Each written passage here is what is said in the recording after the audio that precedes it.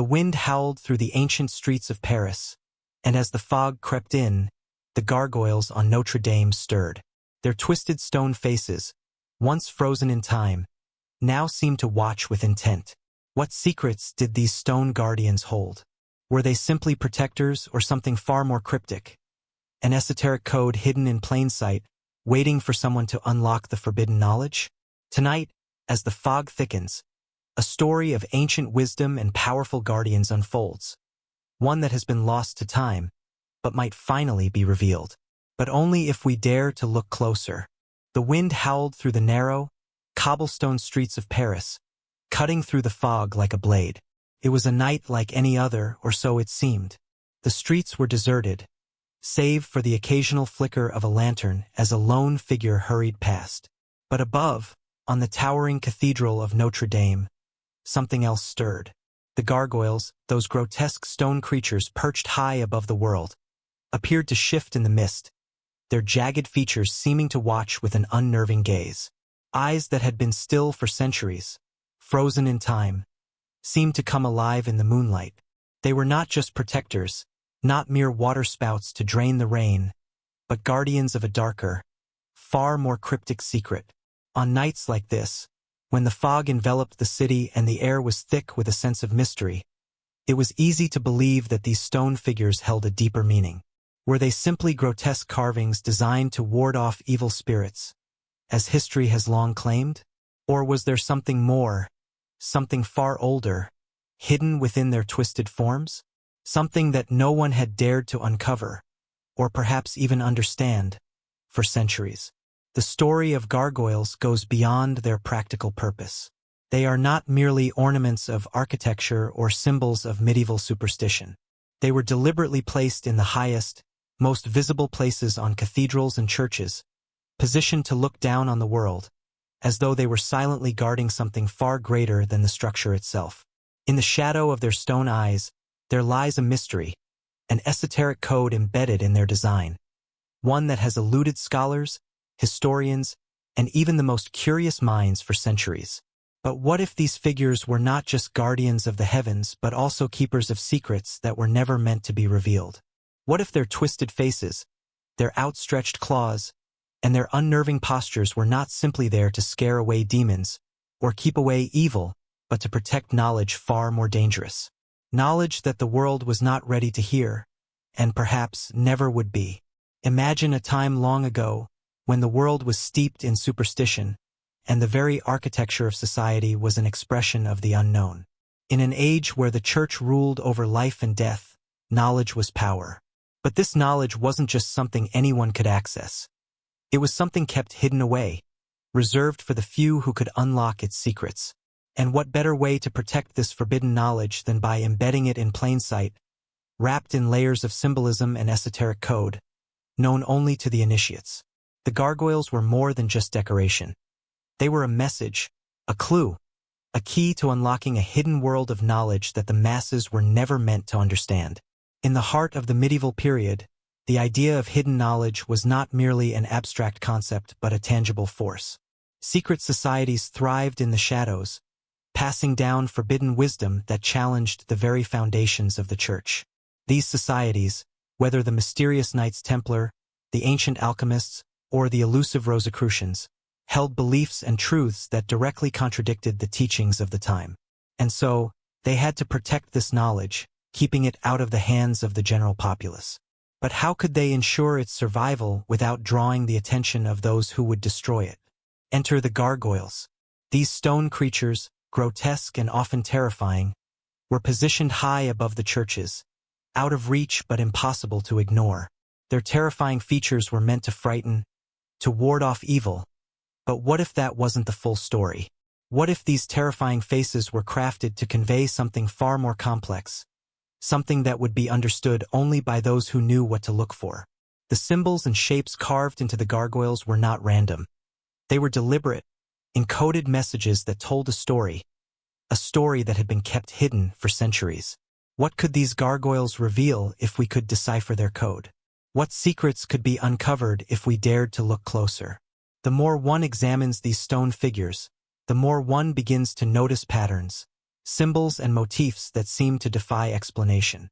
Why are some gargoyles twisted into unnatural shapes, while others resemble mythological creatures? Why do certain gargoyles appear to be staring at specific points in the sky, as if watching something invisible to the naked eye? And why do some of them seem to be guarding particular features of the cathedral, such as windows, doors, or altars, as though they are protecting something sacred? Could these gargoyles be communicating something?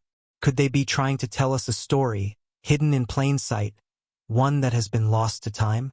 What if the very architecture of these grand cathedrals was built not only to glorify God but to encode an even greater mystery? One that spanned the boundaries of religion, science, and the occult, a mystery that could change everything we know about the history of Europe and the world itself. This is the heart of the mystery of the gargoyles, their cryptic language. They are not merely monsters frozen in stone, grotesque forms intended to frighten or entertain. They are, perhaps, messengers of an ancient truth. They stand at the threshold between the known and the unknown, staring into the darkness, daring us to look closer. But the question remains, why? What were they trying to protect? What was it that these stone creatures were meant to guard? And, perhaps most importantly, why has this knowledge remained hidden for so long? It is easy to dismiss these questions as the musings of a conspiracy theorist or the fantasies of those who seek mysteries where none exist. But consider the power of these gargoyles. Consider their placement on cathedrals, their positions above the common people, their very existence at the edges of the known world. Could it be that they were created not just to repel demons but to preserve a secret so powerful that it could change the course of history? A secret that could explain the mysteries of the ancient world, the origins of humanity, and the hidden forces that have shaped our destiny. To truly understand the gargoyles, we must first understand the world in which they were created. The medieval period was a time of immense turmoil and transformation, a time when religion and politics were inseparable, and when the church held a grip on knowledge and power. But beneath this veneer of control, there existed a world of hidden wisdom, of secrets passed down through ancient bloodlines and mysterious organizations. The gargoyles may have been a product of this world, a world where knowledge was guarded, where secrets were encoded in the architecture, where the stones themselves whispered to those who knew how to listen. In the years to come, as the Renaissance and Enlightenment brought new ways of thinking, the secret language of the gargoyles would remain a mystery, perhaps deliberately so. But even as the centuries passed, their strange, twisted forms continued to stand watch over the cathedrals, unmoving and silent, as if waiting for someone to finally uncover their hidden truth. Their secrets, once thought lost to time, are still out there, waiting to be discovered. What if the gargoyles are more than just relics of the past? What if they are the key to unlocking something far greater? A secret that could change everything we thought we knew about history, about our place in the world, and about the forces that have shaped humanity for centuries. The gargoyles have always been watching. It's time we start paying attention. The gargoyles perched high above the world, silent and unmoving, their stone eyes seeming to stare out at a world that had long since moved on from the mysteries they once guarded. To the casual observer, they were simply grotesque figures. Monstrous shapes, twisted faces, and outstretched claws that seemed to reach toward the heavens. But as we look closer, we begin to ask, where did these creatures come from? What inspired their creation? And why were they placed in such prominent positions, high above the cathedrals and churches of medieval Europe? The answers to these questions take us deep into the history of Europe, to a time when the world was far darker and far more mysterious than we often realize. The first thing we must understand about gargoyles is their purpose. Traditionally, they were created to serve a very practical function. They were drainage systems, designed to funnel rainwater off the roofs of cathedrals and churches. The name gargoyle itself comes from the French word gargoyle, meaning throat or throat-like structure, which was fitting for a figure that was designed to channel water through its mouth and down into the gutters below. But while this practical purpose was certainly important, it is clear that the gargoyle's role in medieval architecture went far beyond simple utility. The gargoyles were deliberately placed in positions that would have made them visible from all angles, looming over the streets and towns beneath, watching over the people who walked in their shadow. This elevated position was crucial. The gargoyles were not just functional. They were symbolic. They were positioned high above the world to keep watch over it, guarding the sacred space of the cathedral and, by extension, the Christian community that gathered there. In a world that was constantly under threat, whether from war, disease, or the unknown, they served as silent sentinels watching over both the church and the people. But this is where things begin to get more complicated. What if these stone figures, these watchful guardians, were not merely protectors from earthly dangers, but bearers of a far deeper, far more esoteric message? What if they held secrets that could unlock a hidden world of knowledge, a world of mysteries long since forgotten by the common people? To understand the true nature of the gargoyles, we must look at the society that created them, the medieval world, a time when knowledge was power, and that power was often guarded closely by a select few. The medieval period was a time of intense religious fervor, but also of deep superstition, and the church wielded enormous influence over the lives of ordinary people. Religion, in many ways, was the lens through which the world was understood, and the structures built to honor God were meant to reflect the divine order of the universe. But beneath this surface of religious devotion, there existed another layer, one that was far more mysterious and hidden from the public eye. In this period, the church was not only a spiritual authority but also a political and intellectual one.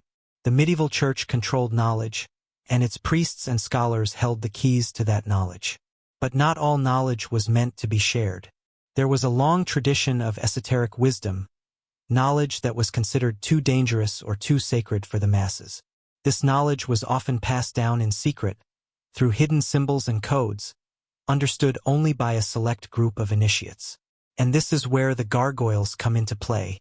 It is believed by some that the figures carved into the stone of the cathedrals were more than mere grotesque creatures. They were encoded symbols, hidden messages meant to communicate deeper, often forbidden knowledge. If we examine the positions, postures, and faces of these figures, a pattern begins to emerge, one that suggests a deliberate, intentional design, rather than a random assortment of mythical creatures. The gargoyles were not just there to ward off demons and evil spirits, as commonly believed. They were there to guard something far more valuable. This knowledge was not necessarily religious in the conventional sense. It was a form of ancient wisdom, one that predated Christianity, rooted in the occult, alchemy, and the ancient mysteries of the past. The placement of these gargoyles on the highest towers and spires of the cathedrals may have been a deliberate attempt to connect heaven and earth, to place this hidden knowledge at the threshold between the known world and the divine. The figures themselves, grotesque as they may seem, may have been representations of these ancient ideas, embodiments of forces and symbols that were meant to transcend time and place. But where did these ancient ideas come from, and why were they so carefully guarded? The answers to these questions are elusive, buried beneath layers of history, secrecy, and shifting power dynamics. The medieval world was one in which knowledge was often jealously guarded by the church, which sought to control not only the spiritual lives of its followers but also their understanding of the world itself. The gargoyles, with their mysterious symbolism, could have been a means of preserving this ancient wisdom, a way of encoding sacred teachings that could not be openly expressed for fear of persecution. It is also worth considering the role of the masons who built these cathedrals. The masons were the skilled craftsmen who, often working under the auspices of the church, constructed these massive structures. Many of these masons were believed to be members of secret societies, groups like the Freemasons, which have long been associated with the preservation and transmission of esoteric knowledge. Could it be that these masons were using their craft to communicate messages, not only to those who would walk the earth but also to future generations who might one day decipher the hidden language of the gargoyles? The masons were highly skilled in geometry and symbolism, and many believe that they encoded sacred geometry into the design of the cathedrals, as well as into the gargoyles themselves. Could the gargoyles have been part of a larger puzzle, one that could only be solved by those who understood the codes and symbols embedded in the stone? As we delve deeper into the mystery of the gargoyles, we begin to uncover a web of hidden meanings, all pointing toward the possibility that these figures were far more than just waterspouts. The grotesque faces, the twisted bodies, the claws and wings, they could all be part of a much larger narrative, one that spans cultures, religions, and centuries.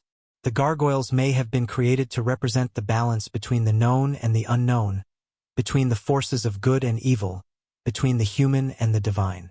They may have been designed to represent the duality of the world itself, a world caught between light and darkness, order and chaos, life and death. In some ways, the gargoyles were a reflection of the medieval worldview. They were designed to be both frightening and protective, embodying the tension between the forces that shape human existence. But as we explore further, we begin to realize that these figures might be much more than mere reflections of the human condition. They might be keys to a forgotten world, one that existed long before the rise of Christianity, and which still holds secrets that could change everything we know about history. What if the gargoyles are not just random, grotesque sculptures? What if they are ancient messages, encoded in stone, meant to preserve a hidden truth that has been lost to time? What if these figures, placed so high above the world, were created to watch over us, not only to protect us but to ensure that this hidden knowledge would never be forgotten? The gargoyles stand as silent sentinels, watching, waiting, guarding a mystery that has yet to be fully uncovered. It is a mystery that we may not fully understand, but one that calls to us, urging us to look deeper into the shadows of history, to ask the questions that have long been buried, and to seek the answers that lie hidden in plain sight. In the heart of medieval Europe, where the power of the church was intertwined with the very fabric of society, a code existed that only a select few could comprehend. A hidden language, encoded not in words, but in symbols, forms, and figures, crafted into the stone of the grand cathedrals that dotted the landscape like silent sentinels. Among the most mysterious of these figures were the gargoyles, those twisted, grotesque creatures that, for centuries, have been seen as little more than strange ornaments meant to ward off evil spirits. But what if these stone monsters were not just the whimsy of medieval builders? What if they were something far more profound, an encrypted language, passed down through secret societies, meant to preserve ancient knowledge and esoteric truths? The idea that gargoyles might have been more than mere decoration has been a subject of growing interest among historians, scholars, and conspiracy theorists alike. What if the figures, perched high on cathedral spires, were not just monstrous images of demons or grotesque faces meant to frighten, but coded messages, secrets encoded in stone, hidden in plain sight? The idea of a cryptic language embedded in the architecture of medieval cathedrals is not as far-fetched as it might seem. In fact, it is rooted in a tradition that stretches back thousands of years, to a time when knowledge was carefully guarded by those who sought to preserve it for future generations. The idea of encoding secrets in art, architecture, and sculpture is as old as civilization itself, from the secretive traditions of the ancient Egyptians to the encrypted messages hidden in the art of the Renaissance. The gargoyles, as strange and intimidating as they are, may hold the key to understanding this lost esoteric language. These stone figures, often placed at the highest points of the cathedral, where they would be visible to all but reachable by none, were meant to convey more than just the simple message of protection. They were not only guardians of the sacred spaces they adorned, but they were also messengers, sentinels of hidden wisdom, their twisted forms concealing secrets meant for the eyes of only a select few. But who were these select few, and what knowledge were they protecting? The medieval period was a time when knowledge was power, and that power was closely guarded. The church, the dominant force in European society, controlled much of the intellectual and spiritual life of the time. But while the church held sway over the masses, it was also home to secretive groups, mystics, alchemists, and scholars, who sought to preserve ancient, forbidden knowledge. These groups were often in direct conflict with the church, which feared the spread of ideas that might challenge its authority. So, to keep their secrets safe, these mystics and occultists turned to the art of symbolism, embedding their teachings in works of art and architecture. The gargoyles, as part of the cathedral's intricate design, may have been used as a means of preserving these secrets, hidden in plain sight. It is important to understand that medieval cathedrals were not just places of worship. They were expressions of the divine order, a physical manifestation of the cosmos. The design of the cathedral, from the shape of its floor plan to the placement of its stained glass windows, was meant to symbolize the divine structure of the universe. The architects of these cathedrals were highly skilled, and they imbued their designs with layers of meaning, often drawing upon ancient knowledge that predated Christianity. The gargoyles, with their bizarre and otherworldly forms, were no exception. In fact, they may have been among the most important pieces of the cathedral's esoteric puzzle. Consider the grotesque forms of the gargoyles, the twisted faces, the half-human, half-animal figures, the contorted bodies. At first glance, they might seem like the product of a medieval imagination run wild, but closer inspection reveals a more calculated design. Each gargoyle seems to convey something, an emotion, a symbol, or even a message. The faces of the gargoyles are often grotesque, their mouths open in silent screams or grotesque grins, their eyes wide and staring into the void. Some of them have animalistic features, while others resemble mythological creatures. Why were these figures created in such a bizarre and unsettling manner? Could it be that they were meant to symbolize forces beyond human comprehension? Forces that were hidden from the general populace but understood by a select group of initiates? One theory suggests that the gargoyles were a form of symbolic alchemy. Alchemy, the ancient practice of turning base metals into gold, was more than just a pursuit of material wealth. It was also a spiritual discipline, one that sought to transform the soul and attain enlightenment. The gargoyles, with their twisted and contorted forms, might represent the alchemical process of transmutation, the process by which something base and corrupt is transformed into something pure and divine. The grotesque faces of the gargoyles might be a representation of the base state of humanity, while their position atop the cathedral symbolizes the possibility of spiritual ascent, of transcending the earthly and ascending to the divine. But alchemy was not the only hidden knowledge that could be encoded in these figures. Another possibility is that the gargoyles were meant to symbolize the ancient wisdom of the Egyptian, Greek, and Roman traditions, which were often seen as threats to the Christian establishment. These ancient cultures were known for their complex understanding of the cosmos, of astrology, and of the mysteries of the universe. The gargoyles, in this context, could represent the blending of ancient knowledge with the teachings of Christianity, a fusion of old and new wisdom that the Church sought to suppress but could not fully erase. The positioning of the gargoyles high above the cathedral, beyond the reach of ordinary people, suggests that they were meant to be seen only by those who could understand their deeper meaning, the initiates who possessed the keys to unlock the hidden wisdom they guarded. The idea that the gargoyles were part of a larger system of hidden knowledge is supported by the fact that many medieval cathedrals were built with specific astronomical alignments. The architecture of these churches was not just designed for spiritual purposes. It was also designed to encode celestial knowledge. Some scholars have suggested that the placement of the gargoyles, along with other architectural features, may have been meant to align with the stars, the movements of the planets, or the cycles of the seasons. The figures on the cathedral walls were not just carvings. They were representations of cosmic forces, and their positioning was meant to reflect the divine order of the universe. But how could such a secret system have been preserved for so long? How could such knowledge, so hidden and so carefully guarded, have survived the centuries? The answer lies in the very nature of the gargoyles themselves. Because they were carved in stone, their messages were meant to endure. The stone figures, perched high above the world, were protected from the ravages of time and the destruction of political upheaval. Unlike books or manuscripts, which could be burned or destroyed, the gargoyles were impervious to the passing centuries.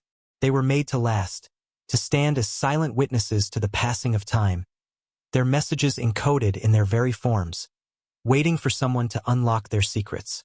But who would that someone be? Who would have the knowledge and the key to decipher the code hidden in these stone figures? It is believed that the secret knowledge encoded in the gargoyles was passed down through various secret societies, such as the Knights Templar, the Rosicrucians, and the Freemasons. These groups were known for their interest in esoteric knowledge and their use of symbols and codes to preserve and transmit their teachings. Many of the ideas and symbols associated with these groups can be found in the gargoyles, suggesting that they were part of a larger system of knowledge that was passed down through the ages. The idea of a hidden language, encoded in the stone of the cathedrals, challenges our understanding of medieval history. It suggests that the architects and builders of these cathedrals were not just craftsmen working under the auspices of the church. They were also keepers of ancient knowledge, transmitters of a hidden tradition that stretched back to the dawn of civilization.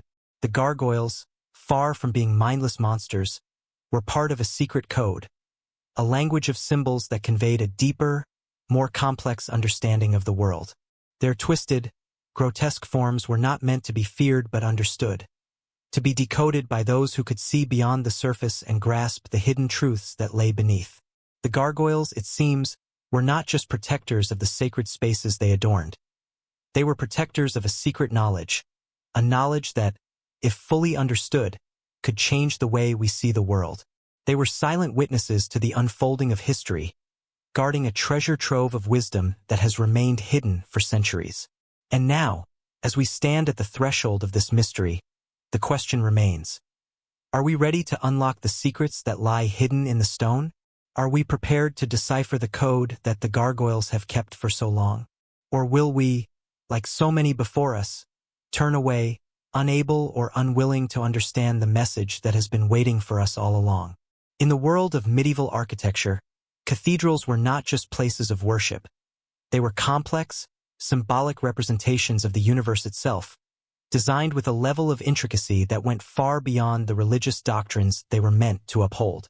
Each cathedral, whether in Paris, Chartres, or Cologne, was a masterpiece of design, meticulously crafted to embody the divine order of creation.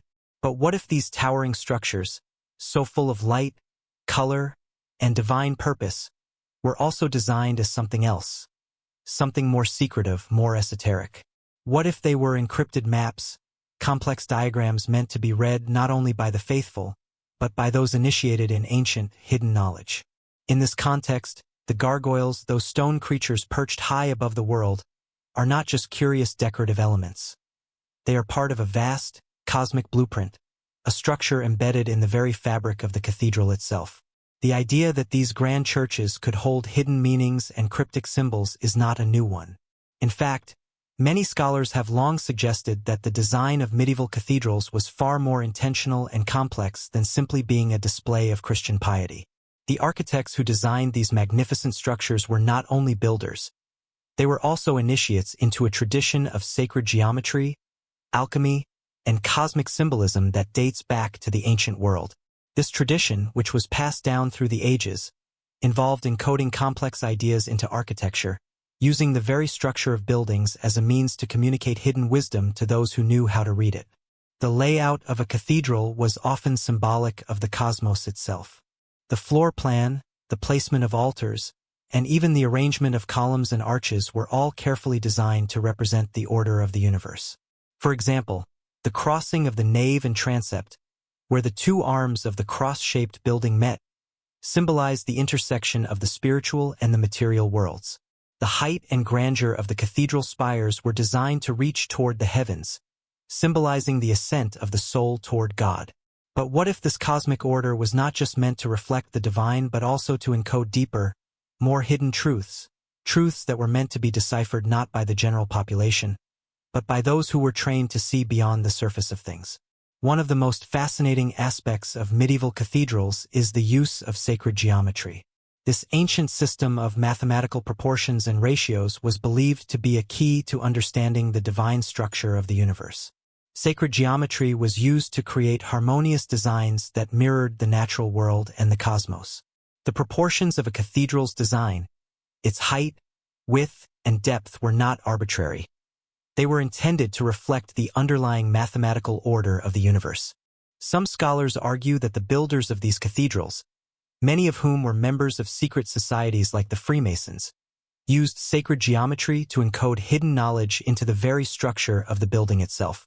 This knowledge, some believe, was passed down from ancient traditions, including those of the Egyptians, the Greeks, and even earlier civilizations, and was preserved in the form of sacred symbols and geometric patterns that were embedded in the architecture. The placement of gargoyles within this architectural framework takes on new significance when viewed through the lens of sacred geometry. These stone figures, with their grotesque faces and contorted bodies, are not just random images meant to frighten.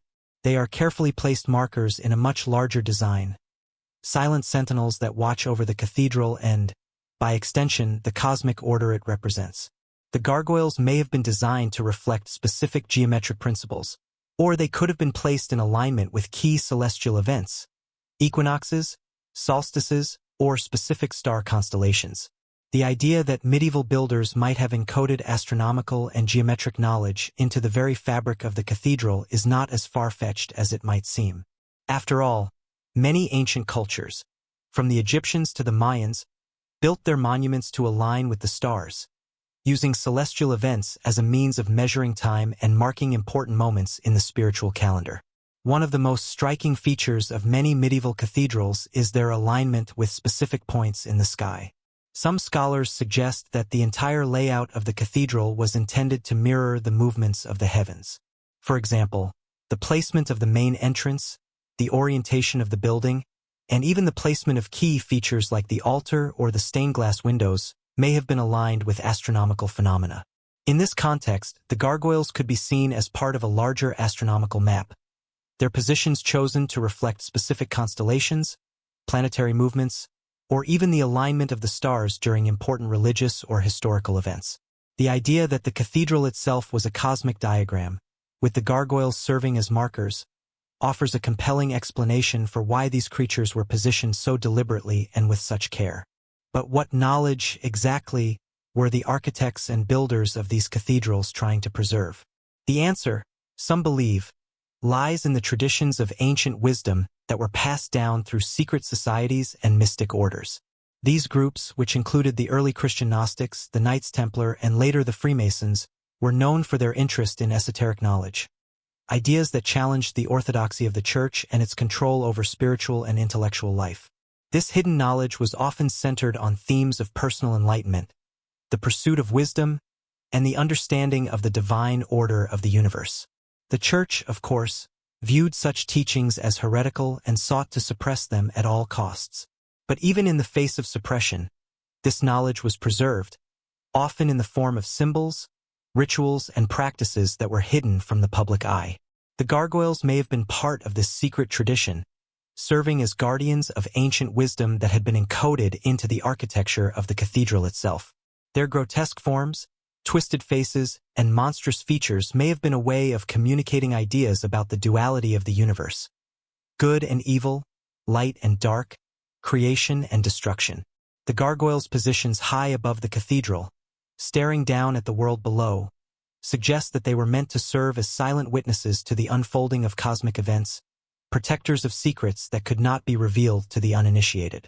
The idea that the gargoyles were part of a larger symbolic system, one that encoded hidden knowledge about the universe, is further supported by the fact that many cathedrals were built over sites that were already sacred long before the arrival of Christianity.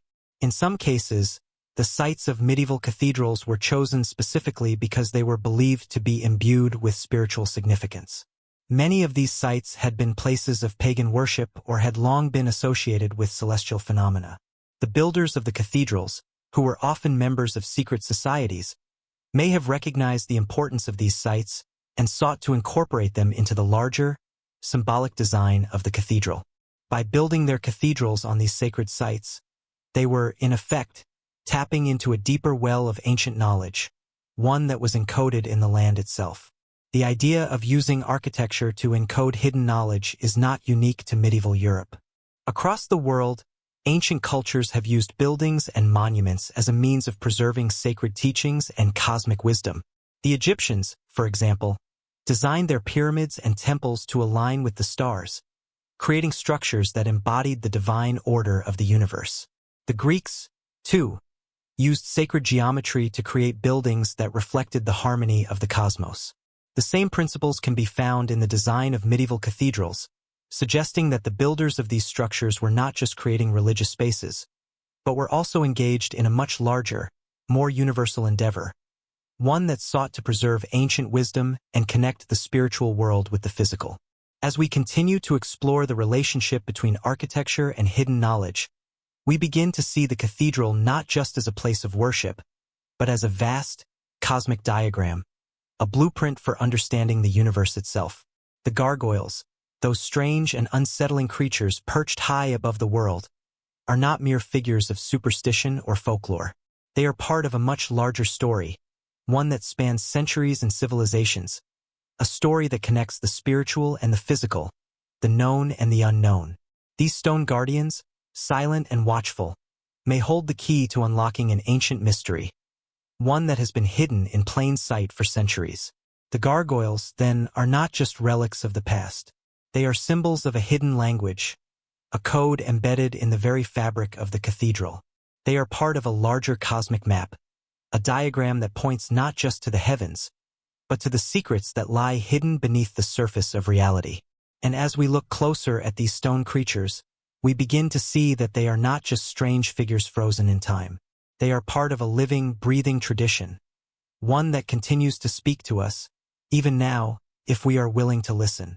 The gargoyles are watching, waiting, and guarding a secret that has yet to be fully uncovered. The notion that the gargoyles of medieval Europe are mere whimsical creatures, ornamental fixtures meant only to scare away evil spirits or add a grotesque touch to grand cathedrals, is one that persists in the common understanding of these stone sentinels. But such a view, when taken in isolation, fails to account for the deeper layers of symbolism embedded in their design and placement, nor does it consider the possibility that these figures were deliberately crafted as messengers of something far more ancient and profound. To truly understand the gargoyles' role in the medieval imagination, one must look beyond the surface and explore the idea that they were not just accidental products of medieval superstition but part of a larger, more deliberate tradition of encoded knowledge. Gargoyles are part of a broader cultural narrative, one rooted in the ancient and often mysterious relationship between architecture and spiritual symbolism.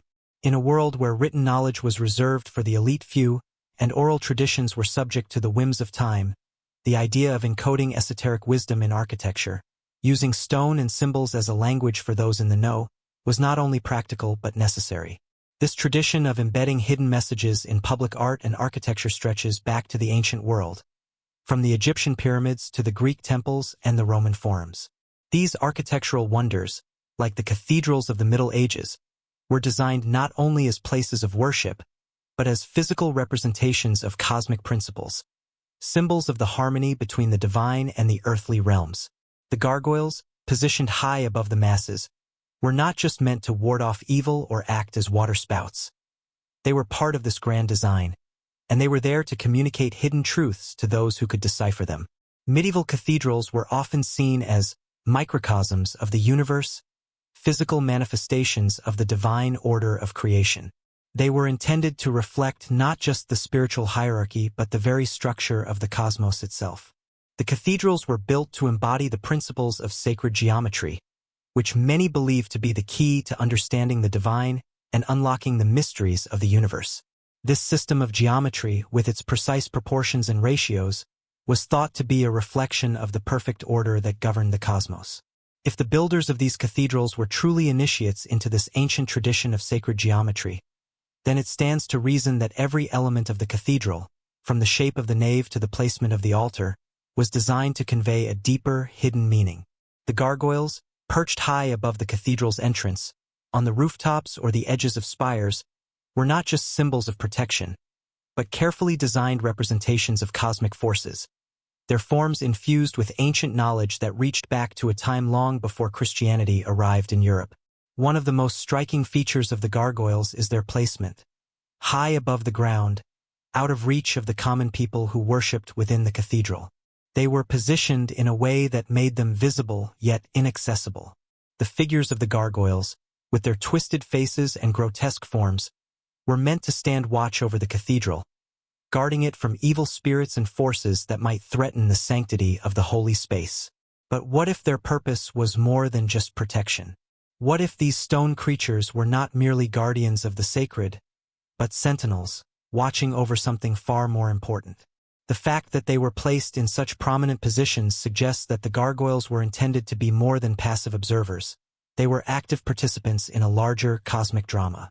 By positioning the gargoyles on the highest points of the cathedral, builders were placing them in a direct relationship with the heavens. They were not only protecting the space below but also connecting the earthly realm to the divine.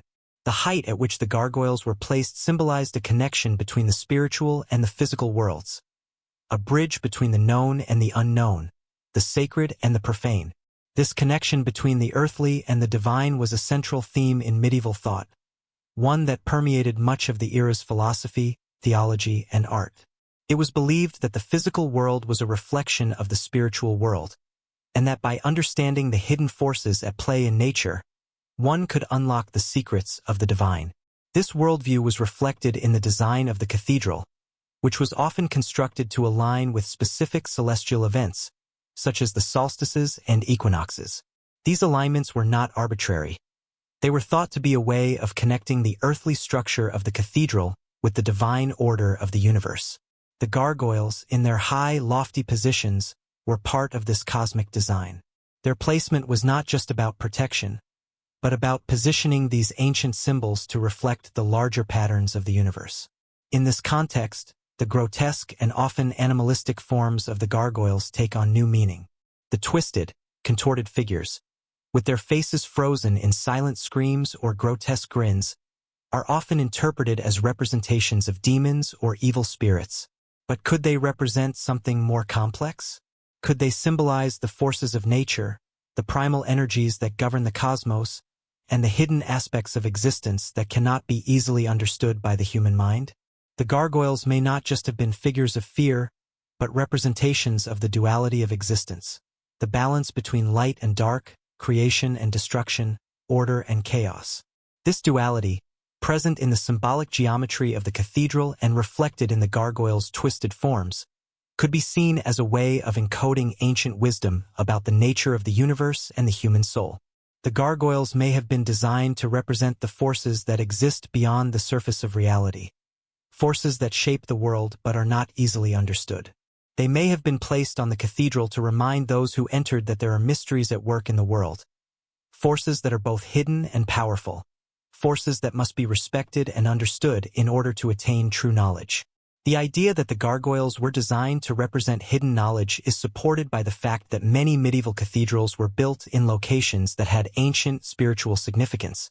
The sites chosen for these cathedrals were often pre-Christian sacred spaces, where earlier pagan religions had worshipped. These ancient sites were believed to be imbued with spiritual energy, and the builders of the cathedrals may have chosen to construct their sacred buildings on these locations to harness that energy.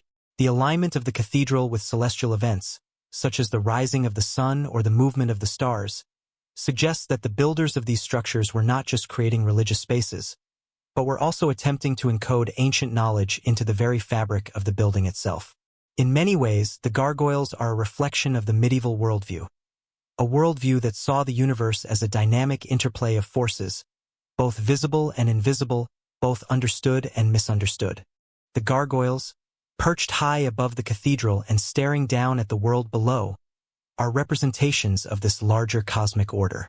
They stand at the threshold between the known and the unknown, between the human and the divine, serving as guardians of a hidden wisdom that is just beyond the reach of the common person.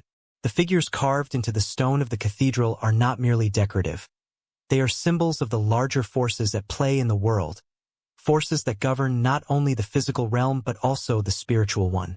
But who were the keepers of this hidden knowledge, and why did they choose to encode it in such a public way? The answer, some believe, lies in the secret societies of the Middle Ages, groups like the Freemasons, the Knights Templar, and the alchemists, who were known for their interest in preserving and transmitting ancient knowledge. These secret societies were often engaged in the study of sacred geometry, astrology, and alchemy, disciplines that sought to understand the hidden forces of nature and the cosmos. The gargoyles, with their cryptic forms and enigmatic symbolism, may have been a way for these groups to communicate their esoteric teachings, hidden in plain sight for those who had the eyes to see.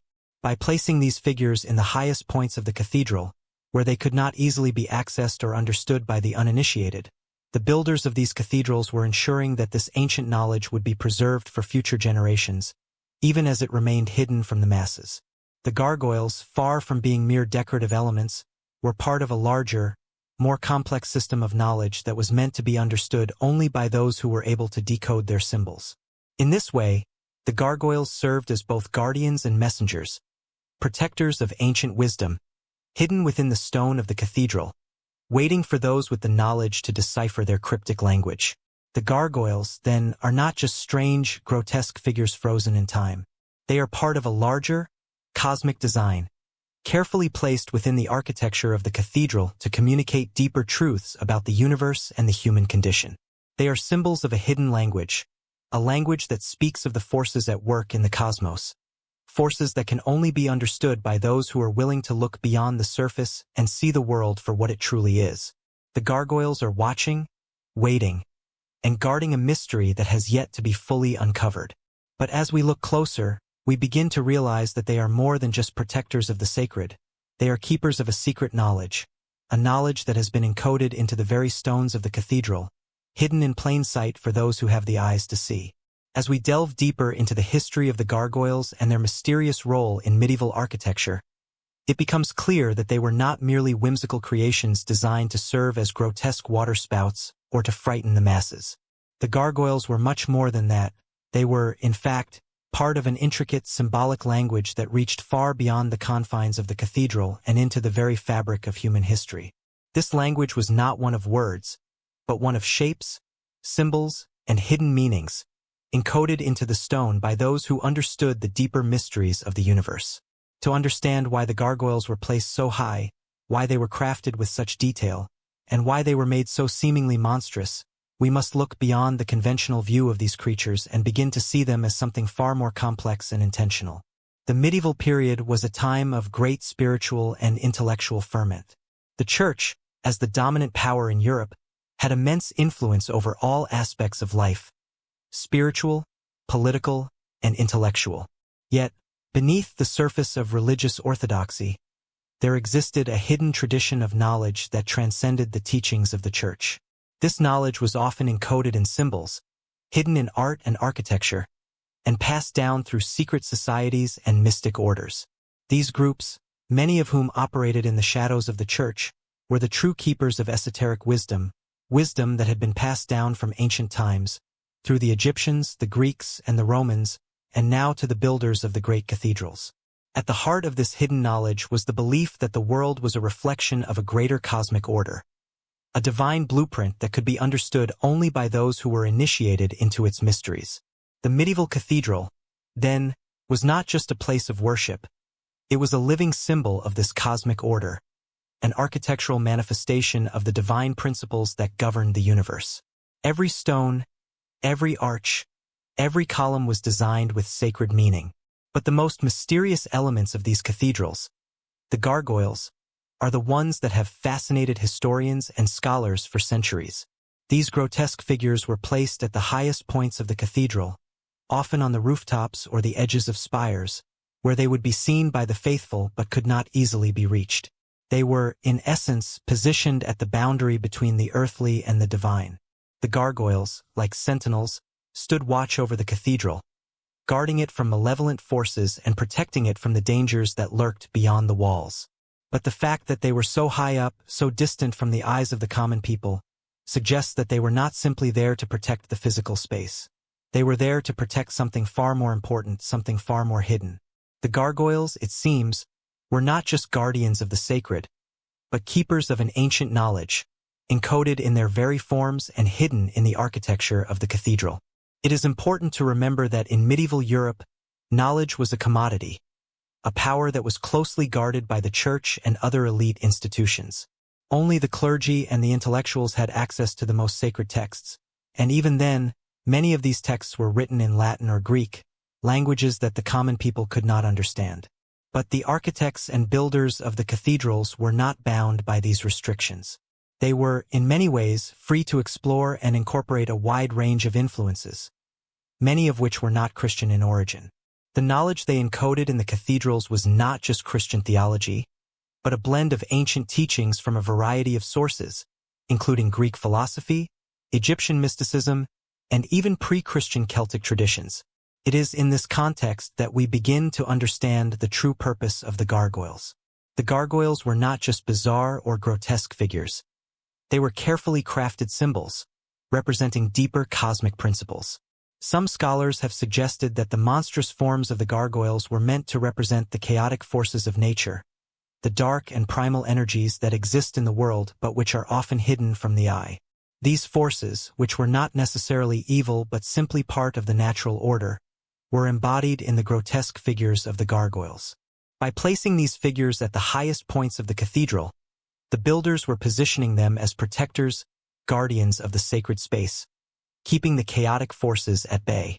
At the same time, these figures were also reminders of the dual nature of existence, the tension between order and chaos, light and darkness, good and evil. The gargoyles, in their twisted, contorted forms, may have symbolized the hidden forces that lie beneath the surface of the world. They may have been there to remind those who entered the cathedral that the world is not as it seems, that beneath the veneer of order and structure, there are forces at work that cannot be easily understood or controlled. The gargoyles, in this sense, were not just warnings. They were invitations to look deeper, to see the hidden truths that lay beneath the surface of reality. But what were these hidden truths? To answer that question, we must consider the symbolic language of the medieval cathedral in its entirety. The placement of the gargoyles, their grotesque forms, and their high positions on the cathedral spires were all part of a larger, cosmic design. A design that reflected the medieval understanding of the universe. This design was rooted in sacred geometry, a system of knowledge that was believed to hold the key to understanding the divine order of the cosmos. Sacred geometry was used to create harmony and balance in the cathedral's design, with each element, each arch, each column, each window, representing a different aspect of the cosmic order. The gargoyles, in this context, were not just random creatures but part of this larger geometric design. Their forms, however twisted and monstrous, were intended to convey hidden knowledge about the structure of the universe. Some of the most famous cathedrals, such as Chartres and Notre Dame, were designed with precise astronomical alignments. These alignments were not merely coincidental, they were intentional, meant to connect the earthly cathedral to the heavenly order. The gargoyles, placed high on the cathedral's walls, could have been meant to reflect these cosmic alignments, representing the connection between the divine and the earthly, the visible and the invisible. The relationship between the gargoyles and the architecture of the cathedral is a reflection of the broader medieval worldview. The medieval mind saw the universe as a hierarchical system, with God at the top, followed by angels, humans, animals, and, at the bottom, the forces of chaos and darkness. The gargoyles, as twisted, animalistic figures, were positioned at the boundary between the divine and the chaotic. They were there to remind those who entered the cathedral that they were in a sacred space, a place where the divine order was meant to prevail, but also a place where the forces of disorder and darkness were always present, lurking just beyond the veil. The gargoyles were symbols of this tension, representing both the protective power of the divine and the ever-present threat of chaos. But the gargoyles' role as symbols of the dual nature of existence goes even deeper. In many cultures, including those of ancient Egypt and Greece, the monstrous or grotesque figure was not always seen as a negative force. In fact, many of these figures represented transformation, an important theme in alchemical and mystical traditions. Alchemy, the ancient practice of transforming base metals into gold, was not just a pursuit of material wealth. It was also a spiritual discipline, one that sought to transform the soul and attain enlightenment. The gargoyles, with their twisted, contorted forms, may have symbolized this process of transformation. They represented the base, primal forces of nature, but they also pointed toward the possibility of transcendence, of rising above the chaos to reach the divine. In this way, the gargoyles were not just guardians of the cathedral, but symbols of the soul's journey toward enlightenment, reminding the faithful that the path to God was not a straight line, but one that passed through darkness, chaos, and transformation. The idea that the gargoyles were symbols of transformation is further supported by the fact that many medieval cathedrals were built on ancient, sacred sites that were believed to be imbued with spiritual power. These sites were often places of pagan worship, where the forces of nature were revered and understood as part of the cosmic order. The builders of the cathedrals, aware of the power of these sites, sought to harness that power by constructing their sacred buildings on these locations. The gargoyles, then, may have been meant to connect the cathedral to these ancient traditions, to the primal forces that had been revered long before the arrival of Christianity. In this way, the gargoyles were not just symbols of chaos or fear. They were symbols of a deeper, more universal truth, a truth that acknowledged the presence of darkness in the world, but also recognized the possibility of transformation and transcendence. They were reminders that the path to spiritual enlightenment was not without obstacles, but that these obstacles were part of the journey, part of the divine plan. The gargoyles, in their grotesque forms, were not just monsters to be feared. They were also part of the cosmic order, guiding the faithful toward a deeper understanding of the mysteries of the universe. In the end, the gargoyles are not just relics of a bygone age.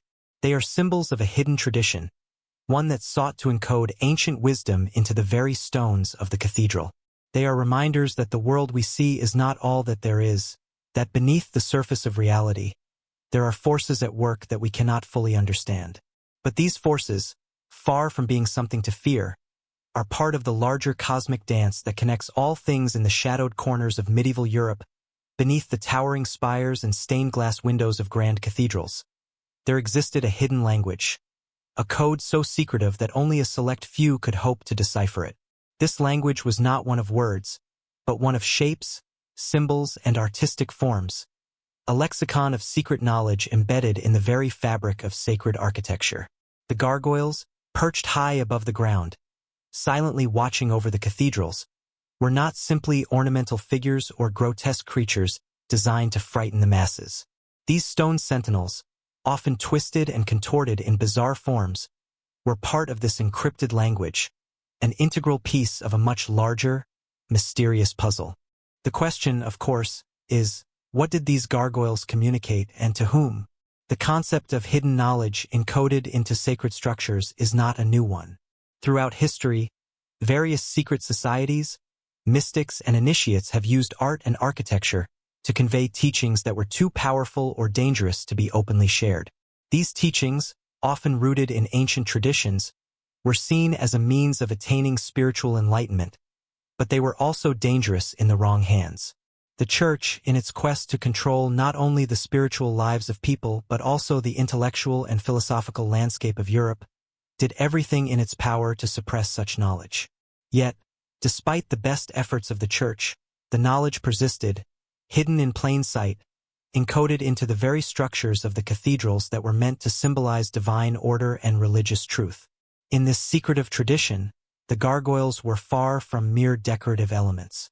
They were, in fact, an essential part of the cryptic code embedded within the architecture. Each gargoyle, carefully placed at the highest points of the cathedral, was part of a larger, geometric design that reflected the medieval understanding of the universe. Their grotesque and often animalistic forms were not accidental. They were deliberate symbols, designed to represent forces that were both understood and misunderstood by the builders. These forces, the builders believed, were part of a divine order, a cosmic balance that could be unlocked only by those with the knowledge and the skill to read the symbols encoded within the architecture. The gargoyles, it is believed, were meant to symbolize the duality of existence, the tension between light and dark, good and evil, creation and destruction. The medieval mind saw the universe as a hierarchical system, with God at the top, followed by angels, humans, animals, and the forces of chaos and disorder at the bottom. The gargoyles, with their twisted, grotesque forms, represented these chaotic forces, the primal energies that lurked beneath the surface of reality. But they were not just symbols of destruction. They were also symbols of transformation. The grotesque forms of the gargoyles may have been a reminder that even in the darkest corners of the universe, there existed the potential for change, for transcendence, and for enlightenment. These ideas were not unique to Christianity. In fact, many of the concepts encoded into the gargoyles and the architecture of the cathedrals were derived from older pre-Christian traditions. The ancient Egyptians, the Greeks, and the Romans all had a deep understanding of the mysteries of the cosmos, and these mysteries were often expressed in symbolic forms. The Egyptians, for example, used the image of the Sphinx, half man, half animal, as a symbol of the divine balance between the human and the animal, the civilized and the primal. Similarly, the Greeks and Romans often used grotesque imagery in their art and architecture, representing the forces of chaos and destruction that were believed to exist in the natural world. The gargoyles, in this context, were not just symbols of evil. They were representations of the fundamental forces of nature, forces that could not be fully understood or controlled but that had to be respected. In the medieval period, these ancient symbols and ideas were blended with the teachings of the Church. The Church, for its part, sought to incorporate these older traditions into its own teachings, often in an effort to make Christianity more palatable to the people who had been raised in a world filled with pagan symbols and beliefs. The builders of the cathedrals, many of whom were likely members of secret societies or initiates into esoteric traditions, took these ancient symbols and infused them with Christian meaning. The gargoyles, with their monstrous and otherworldly forms, became symbols of the battle between good and evil, the eternal struggle between divine order and the forces of chaos. But they also became symbols of the mysteries of the universe, hidden from the uninitiated but waiting to be discovered by those with the right knowledge. The idea that the gargoyles were part of a larger, hidden tradition is further supported by the fact that many of the most famous cathedrals in Europe were built with precise astronomical alignments. The layout of the cathedral, from its orientation to the placement of its windows and altars, was carefully designed to align with celestial events such as the solstices and equinoxes. This alignment was not just a reflection of the medieval understanding of the cosmos, but also a way of encoding deeper knowledge about the movements of the stars and planets. The gargoyles, positioned high on the cathedral walls, were part of this cosmic design, reflecting the harmony of the heavens and the earth. Their forms, though strange and unsettling, were not random. They were part of a larger, carefully constructed system of symbolism that connected the earthly cathedral to the divine order of the universe. The astronomical alignments and sacred geometry of the cathedral were not only meant to reflect the divine order, but also to help those with the knowledge to understand the deeper mysteries of existence. The builders of the cathedrals were not just constructing religious buildings. They were creating vast, cosmic diagrams, encoded with secrets about the universe. The gargoyles, as part of this system, were meant to represent the forces that lay outside the reach of human understanding, the primal forces of nature, the energies that govern the universe but that could not be easily understood or controlled. They were placed high above the cathedral, out of reach of the common people, because their messages were not meant for everyone. They were intended for the initiates, the seekers of hidden knowledge, those who had the skill to decipher the code and uncover the deeper meanings of the symbols. But what exactly were the gargoyles meant to convey? What secrets were hidden in their monstrous forms, and why were they encoded in the very fabric of the cathedral? Some scholars have suggested that the gargoyles were meant to represent the forces of transformation, forces that could be both destructive and creative, forces that shaped the world but could not be easily understood. The grotesque faces of the gargoyles, with their wide eyes and twisted expressions, could symbolize the chaotic forces of the universe, forces that were beyond human comprehension but that had to be respected. These forces were not necessarily evil. They were simply part of the natural order of the cosmos, forces that had to be harnessed in order to achieve spiritual enlightenment. The placement of the gargoyles, high above the ground, also suggests that they were meant to represent the idea of transcendence, the idea that the path to enlightenment was not an easy one, and that one had to rise above the mundane and the chaotic in order to reach the divine. The gargoyles, in this sense, were not just symbols of fear or evil. They were representations of the challenges that one must face on the path to spiritual enlightenment.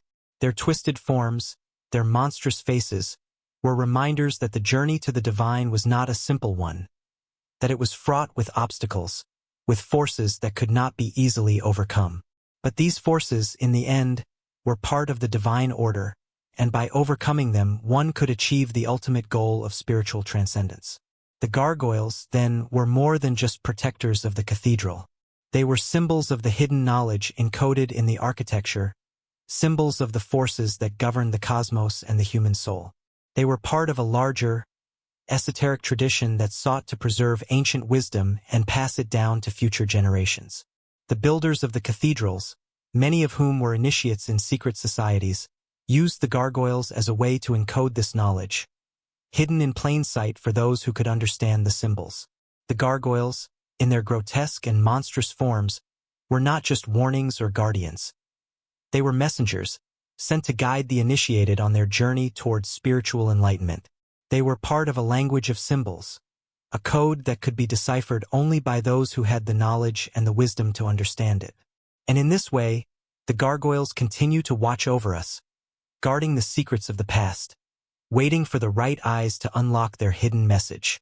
As we delve further into the labyrinth of history, it becomes increasingly evident that the gargoyles that adorn the majestic cathedrals of medieval Europe were not simply the byproducts of superstition, nor were they mere decorations added to make the buildings appear more imposing or frightening. They were far more significant, playing a crucial role in a secretive tradition that stretched across centuries, a tradition that sought to encode hidden knowledge and ancient wisdom in the very stones of the cathedral. These enigmatic creatures were not just guardians or protectors of the holy space, nor were they simply figures designed to ward off evil spirits. Instead, they were symbols of a much deeper, more complex spiritual and cosmic order, designed to convey messages that were meant for a select few, the initiates who could see beyond the surface and understand the esoteric truths embedded in the architecture. In order to truly appreciate the gargoyles' place in this broader historical and spiritual context, one must first understand the medieval worldview, the way in which the people of the time understood the universe and their place within it. During the Middle Ages, the Church held an almost unassailable position as the ultimate authority on matters of faith, doctrine, and even intellectual inquiry.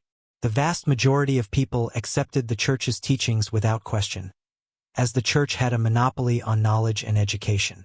The common people were largely illiterate and had little access to the theological or philosophical texts that shaped the understanding of the world. Yet, beneath the surface of this overwhelming religious orthodoxy, there existed a complex web of secret societies, mystics, and intellectuals who did not merely accept the teachings of the Church at face value. They sought to understand the world through a deeper, more mystical lens, one that incorporated ancient knowledge from the Greeks, the Egyptians, and even older, pre-Christian traditions. This hidden tradition, which existed alongside the mainstream Christian teachings, was one that embraced the idea of the cosmos as a living, breathing entity, a vast, interconnected system of energies, forces, and principles that govern not only the physical world but also the spiritual realm. The medieval builders, architects, and artisans who constructed the great cathedrals were not merely skilled craftsmen. They were, in many ways, initiates into this hidden tradition. They were trained in the ancient sciences of geometry, astronomy, alchemy, and sacred symbolism. These builders were aware of the deeper meanings embedded in the physical world, and they saw the cathedral not simply as a place of worship, but as a grand cosmic map, a microcosm of the universe itself. In this context, the gargoyles take on a new, more significant role. They were not just there to protect the cathedral from the forces of darkness or to provide a frightful spectacle to onlookers.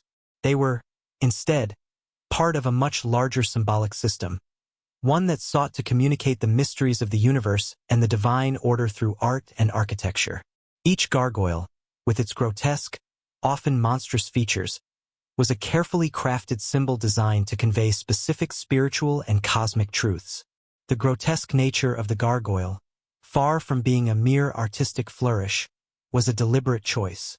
These figures were not meant to be beautiful in the conventional sense.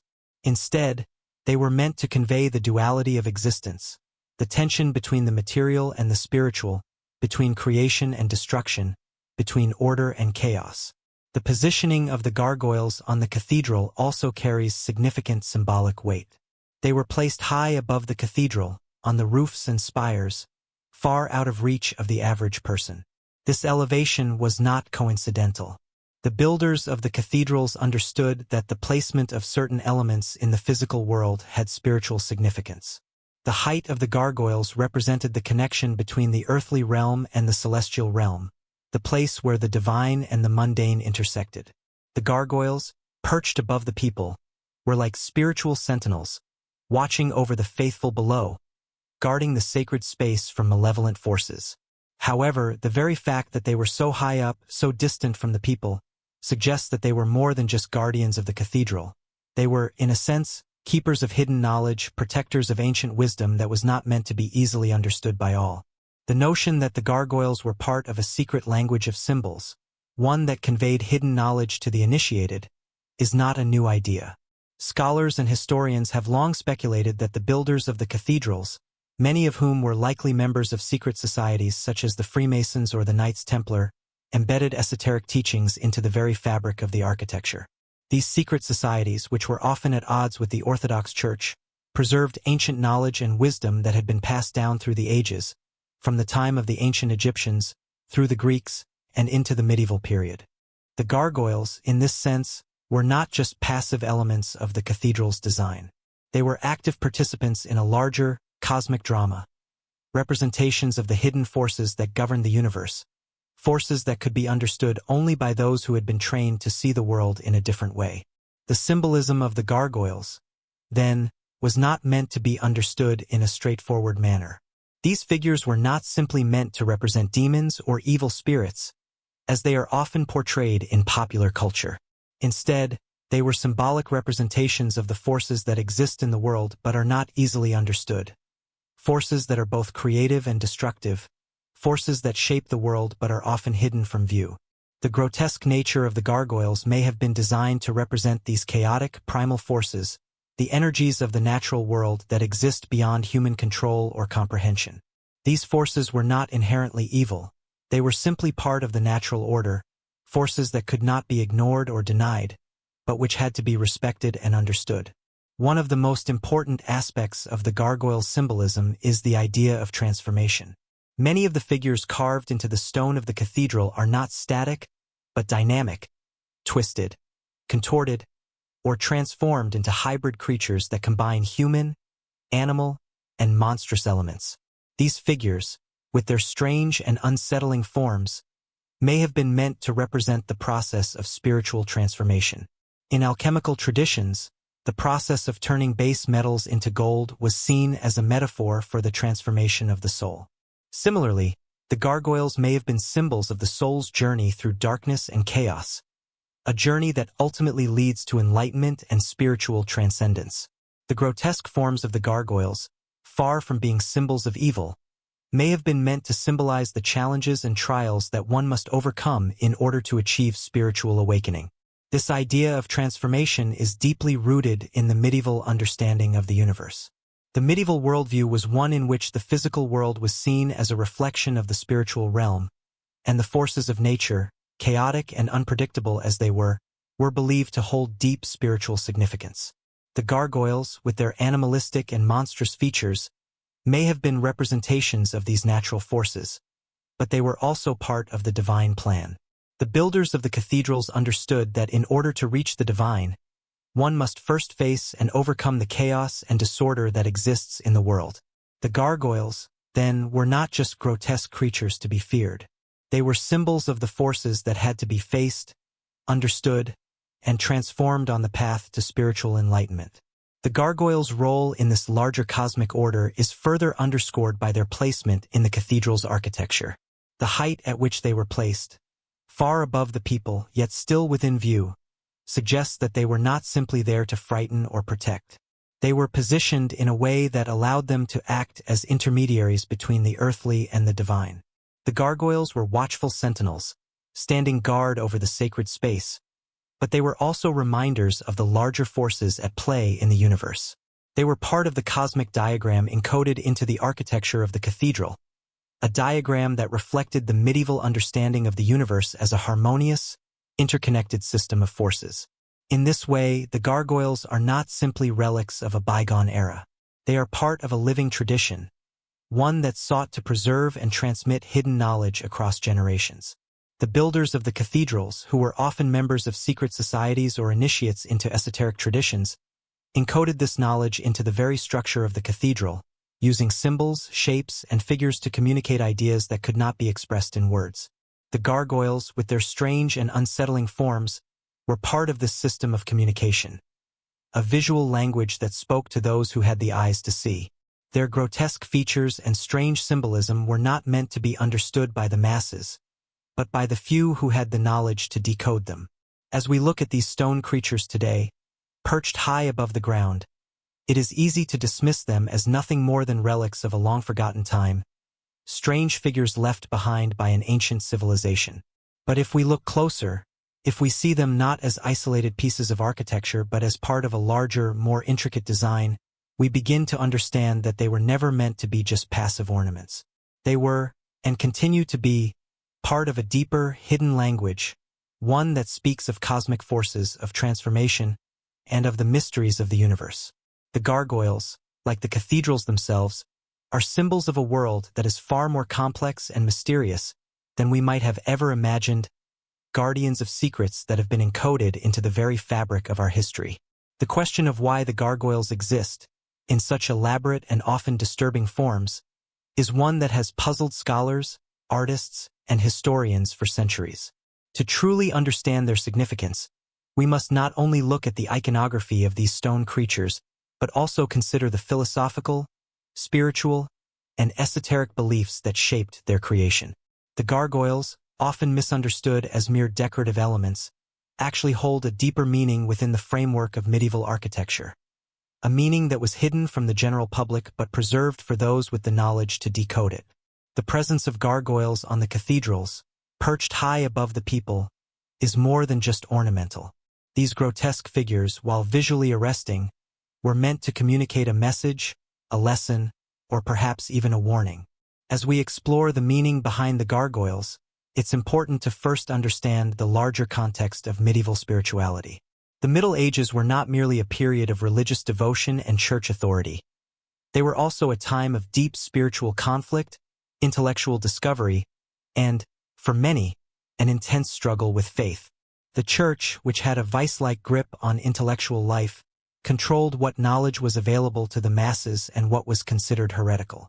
Beneath the surface of religious orthodoxy, however, a hidden tradition of wisdom continued to thrive.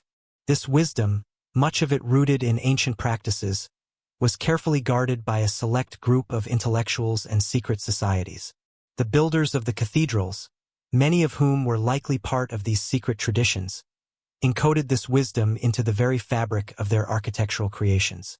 It was not just the cathedral's stunning stained glass windows or intricate carvings that were full of hidden meaning, but the gargoyles themselves, those terrifying and mysterious creatures that stood watch over the sacred spaces. To understand the purpose of these grotesque figures, we must first consider the worldview of the medieval mind. The universe was seen as a vast, interconnected web of spiritual and physical forces. This worldview was deeply influenced by Christian theology, but it was also informed by older, pre-Christian traditions that had been integrated into the religious thought of the time. The medieval period was one in which the Church sought to bring the physical and spiritual worlds into alignment, often through the use of symbols and sacred geometry. The gargoyles, as a part of this sacred architecture, were not simply meant to evoke fear. They were, in fact, an essential component of the larger symbolic language of the cathedral, a language that communicated spiritual truths through visual and architectural means. The choice to place the gargoyles high on the cathedrals, often on the roofs or along the spires, was not arbitrary. These figures were placed above the masses, symbolizing their connection to the divine and the celestial realms. The higher a person or object was placed, the closer it was thought to be to the heavens.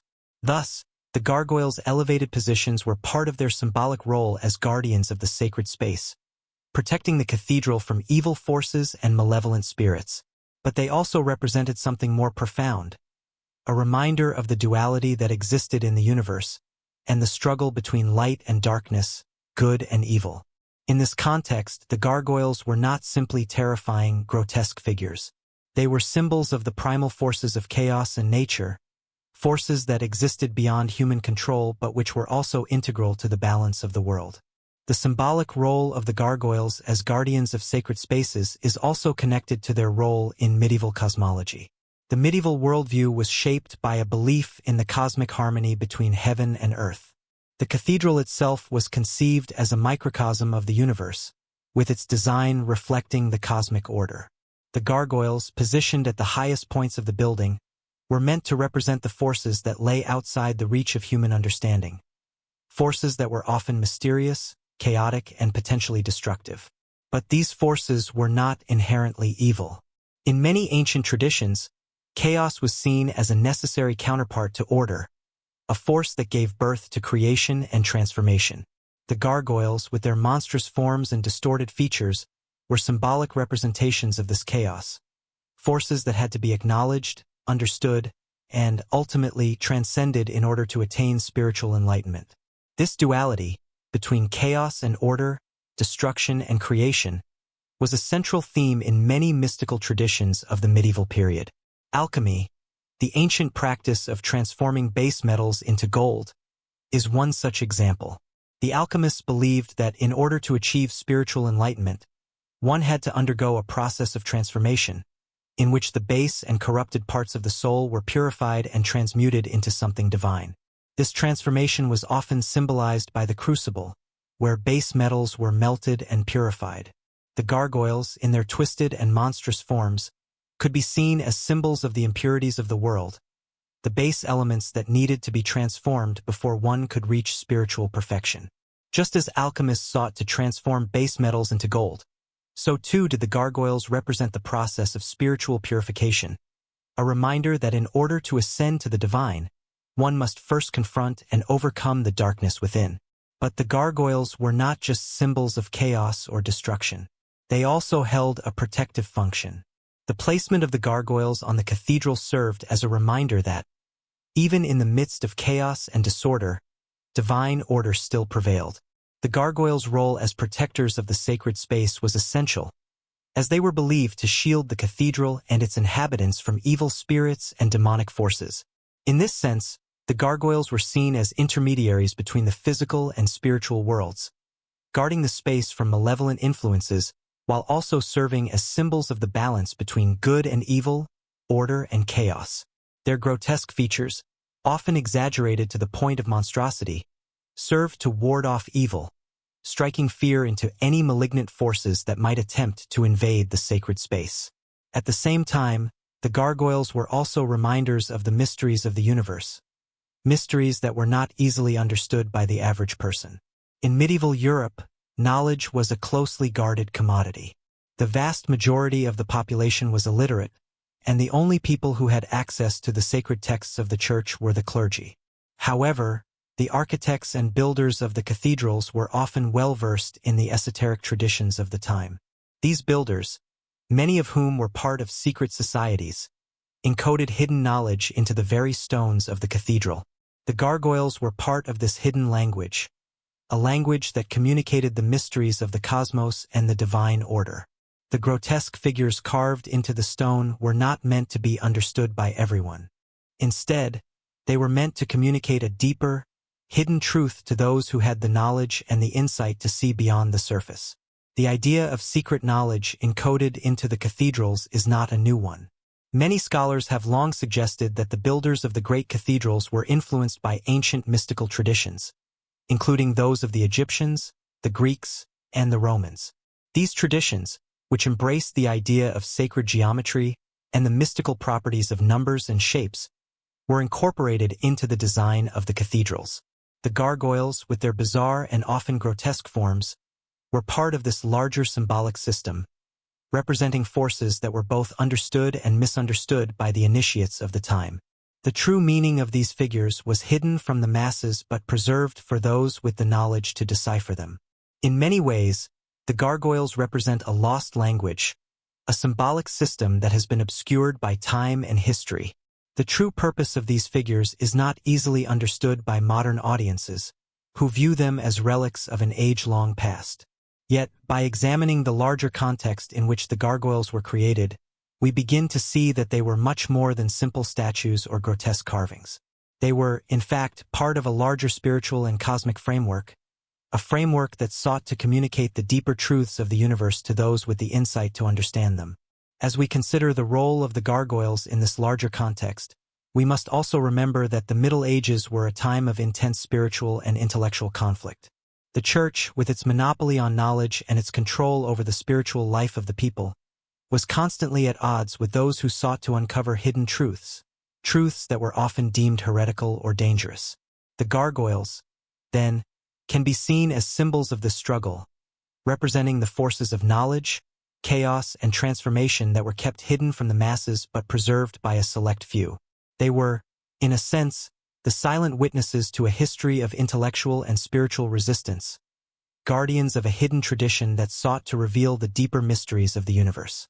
These grotesque figures, far from being merely decorative, were part of a larger esoteric system, a system that sought to preserve ancient wisdom and pass it down through the ages. Their presence on the cathedrals of Europe is a testament to the enduring power of these hidden truths, a reminder that the mysteries of the universe are not always what they seem.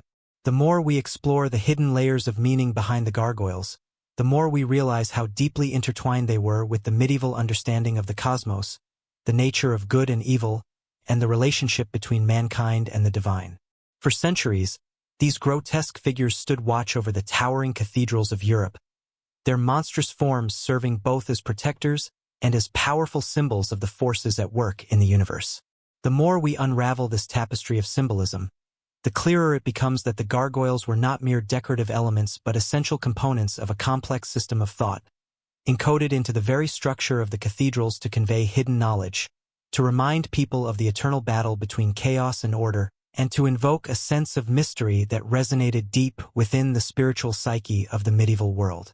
One of the most fascinating aspects of the gargoyles is their placement at the highest points of the cathedral, often on the very roofs and spires, where they would be visible to those who looked up but unreachable to those below. This positioning was far from coincidental. The high placement of these figures was symbolic of their elevated status in the cosmic hierarchy. They were not mere guardians of the earthly realm, but sentinels positioned between the mortal world and the divine heavens. To the medieval mind, the act of looking up was a metaphor for spiritual elevation, a reminder that the divine order could only be fully understood by those who transcended the mundane, who lifted their gaze from the chaos and turmoil of earthly life to the heavenly realms above. By placing the gargoyles high above the cathedral, the builders were sending a message. These figures were not just there to ward off evil or to frighten passers-by. They were positioned as intermediaries, symbols of the forces of transformation and guardians of the sacred knowledge that lay beyond the reach of ordinary humans. In this sense, the gargoyles embody a paradox.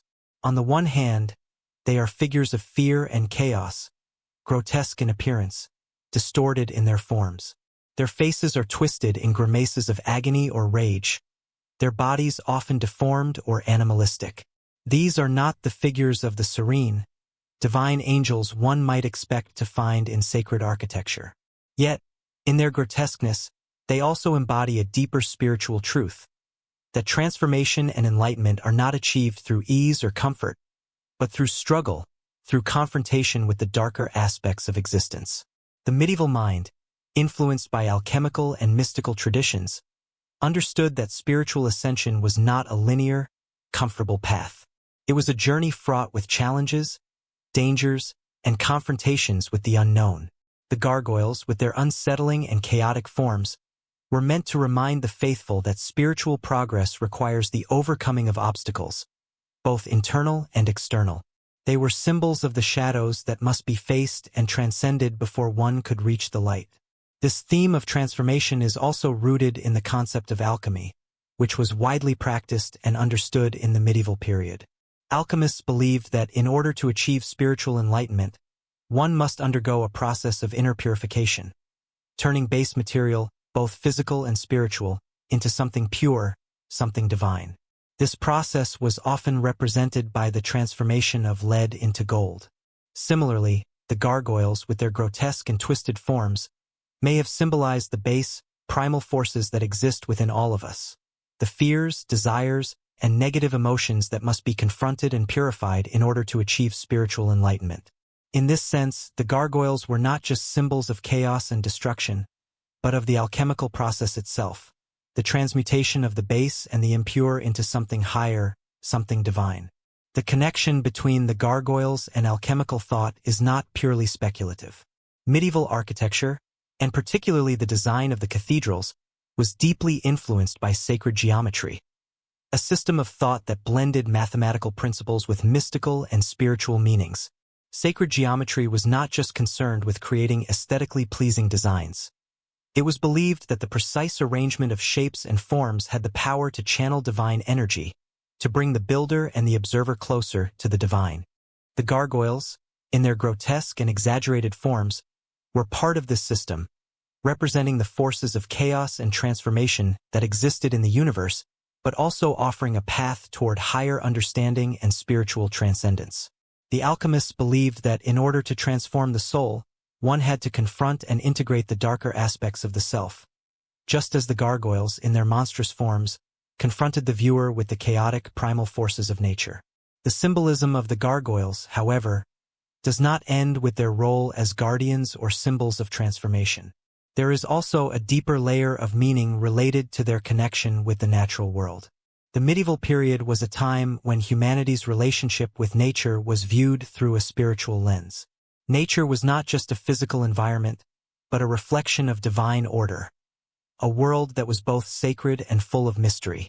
The gargoyles, with their animalistic features and grotesque forms, are believed to represent the untamed forces of nature, those forces that exist outside the control of human civilization. These creatures, often hybrids of human, animal, and monstrous forms, may have symbolized the primal instincts that lie within all living beings, forces that are both part of the natural order but which can also become destructive if left unchecked.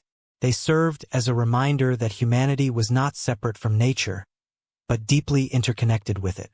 Just as nature can be beautiful and awe-inspiring, it can also be wild, chaotic, and dangerous. The gargoyles, then, represented the dual nature of the natural world, a world that is both sacred and terrifying, both orderly and chaotic. The placement of the gargoyles on the cathedrals also carries with it a deeper spiritual meaning. In medieval Christian thought, the cathedral was not simply a physical building, but a symbol of the spiritual journey. It was a place where the earthly and the divine intersected, where the faithful could come into contact with the divine presence through prayer and ritual. The gargoyles, placed high on the cathedral, represented the forces that lay beyond human understanding, forces that were not purely evil, but that were often chaotic, mysterious, and unpredictable. In this sense, the gargoyles served as both a warning and a guide. They were guardians of the sacred space, but they also represented the forces that lay hidden beneath the surface of reality, forces that the faithful would need to confront in order to achieve spiritual enlightenment. In addition to their symbolic function, the gargoyles also served a practical purpose. As waterspouts, they were designed to direct rainwater away from the cathedral's walls, preventing damage to the structure. This functional aspect of the gargoyles reinforces their dual role as both protectors and facilitators of transformation. They were not merely ornamental or symbolic. They had a real, tangible role in ensuring the preservation of the sacred space. Their function as waterspouts can be seen as a metaphor for the purification process that the soul must undergo in order to achieve spiritual enlightenment. Just as the gargoyles channeled the rainwater away from the cathedral, so too must the seeker channel the negative emotions, fears, and distractions away from the soul in order to make room for spiritual growth and divine wisdom. The gargoyles' dual function, both as functional waterspouts and as symbolic representations of chaos, transformation, and protection, demonstrates the complexity of their role in medieval architecture. They were not simple decorations or terrifying figures meant to scare the common people. They were, in fact, much more than that. They were part of a larger, intricate system of thought that sought to encode the mysteries of the universe and the divine order into the very stones of the cathedral. They were symbols of the ancient wisdom passed down through generations, preserved in plain sight but hidden in a way that could only be understood by those with the knowledge and insight to decode their meaning. The gargoyles, perched high above the cathedral, were not just observers of the world below. They were messengers of ancient truths, guardians of a sacred knowledge that transcended time and space. Their monstrous, distorted forms were not meant to frighten, but to awaken a deeper understanding of the forces at work in the universe and the human soul. As we begin to explore the role of the gargoyles further, we must look at how these enigmatic figures fit within the broader context of medieval mysticism and the intersection of art, spirituality, and architecture. The more we understand their function and significance, the clearer it becomes that the gargoyles were not merely decorative or terrifying. They were, in fact, integral to a larger esoteric tradition, a tradition that sought to communicate hidden truths about the universe and the human soul, encoded into the very structure of the cathedrals themselves. The medieval cathedral, far from being just a place of worship, was a monumental work of art, science, and spirituality. A cosmic diagram meant to reflect the divine order of the universe. The gargoyles were positioned high above the cathedral. Their grotesque forms and strange expressions meant to evoke fear, yes, but also a sense of awe and reverence. The medieval builders understood that architecture was not just a technical craft. It was a sacred art, one that could channel divine energy and connect the earthly realm with the heavenly. In this light, the gargoyles were not just passive figures. They were active participants in this cosmic drama, guardians of the sacred space, and symbols of the primal forces that shaped the world. They were not placed at random, but carefully positioned to interact with the larger symbolic framework of the cathedral. The placement of these figures was, in fact, a key element of their symbolic function. Positioned high above the ground, they were placed closer to the heavens, representing the forces of nature and chaos that were both part of the divine order and yet outside human understanding. This elevated positioning was a deliberate decision, for in medieval thought, the vertical dimension was associated with spiritual ascension. The higher one rose, the closer one was to the divine. By placing the gargoyles at the highest points of the cathedral, the builders were effectively placing them between the earthly and the divine, acting as intermediaries between the mortal world and the celestial realms. These figures were not merely grotesque representations of evil spirits or dark forces. They were representations of the deeper, hidden forces of the cosmos, the forces that govern the natural world and the spiritual journey. The gargoyles embodied the tension between light and dark, good and evil, order and chaos. The eternal struggle that was central to both medieval Christian thought and ancient esoteric traditions. But to fully appreciate the significance of the gargoyles, we must understand that their grotesque and distorted forms were not simply meant to evoke fear or discomfort. In fact, many scholars and historians argue that the grotesque nature of these figures was intentional and deeply symbolic. The grotesque is a concept that has been explored extensively in art and literature, and it is often associated with the distortion of the human form or the blending of human and animal features. In medieval art, the grotesque was a way of conveying a sense of the supernatural, the uncanny, and the otherworldly. The gargoyles, with their twisted faces and monstrous bodies, were not just representations of evil, but of the forces that lay outside the boundaries of human understanding. In medieval thought, the grotesque was also seen as a symbol of transformation. The process of transformation, both spiritual and physical, was central to the medieval understanding of the world. Alchemy, for instance, was not just concerned with the transmutation of base metals into gold. It was also about the transmutation of the soul, the purification of the self, and the achievement of spiritual enlightenment. The grotesque figures of the gargoyles, with their monstrous forms and contorted faces, were visual representations of this process of transformation. They were symbols of the chaos and disorder that existed in the world, but also of the potential for that chaos to be transformed into something higher and more divine. In this sense, the gargoyles were not just representations of evil or the forces of darkness, but also of the hidden potential for spiritual growth and enlightenment. The idea of transformation is deeply embedded in the symbolism of the gargoyles. Many of the figures carved into the stone are not static, but dynamic, twisted, contorted, or transformed into hybrid creatures that combine human, animal, and monstrous elements. These figures represent the process of spiritual evolution, the journey from chaos and disorder to harmony and enlightenment. In many mystical traditions, including those of the medieval period, this journey was seen as a necessary part of the soul's ascent to the divine. The gargoyles, with their grotesque and hybrid forms, were meant to symbolize this journey, one that was fraught with challenges, obstacles, and the need to confront the darker aspects of the self. In the context of medieval spirituality, the notion of spiritual transformation was often linked to the idea of the great work, or the philosopher's stone in alchemical traditions. This was the process by which base materials, symbolic of the soul's imperfections, were purified and transformed into something divine. The gargoyles, in their monstrous and distorted forms, represented the base and impure aspects of the human soul, those primal, chaotic forces that must be confronted and transcended in order to achieve spiritual enlightenment. The grotesque nature of the gargoyles was not a sign of their evil nature, but rather a symbol of the raw, unrefined material of the soul that must undergo a process of transformation. The symbolism of the gargoyles extends beyond the physical and spiritual realms to encompass the natural world itself. In medieval thought, nature was not merely a backdrop to human existence but an integral part of the divine order. The forces of nature, chaotic, unpredictable, and often dangerous, were seen as manifestations of divine power. The gargoyles, with their animalistic and monstrous features, were symbolic representations of these primal forces. They embodied the untamed, raw energy of nature, forces that could be both destructive and creative. The gargoyles were not meant to be mere representations of evil or demonic power, but were intended to symbolize the chaotic and transformative forces of nature, which were part of the divine plan. The duality of the gargoyles' symbolism, their role as both protectors and representations of chaos, can be understood through the lens of medieval cosmology.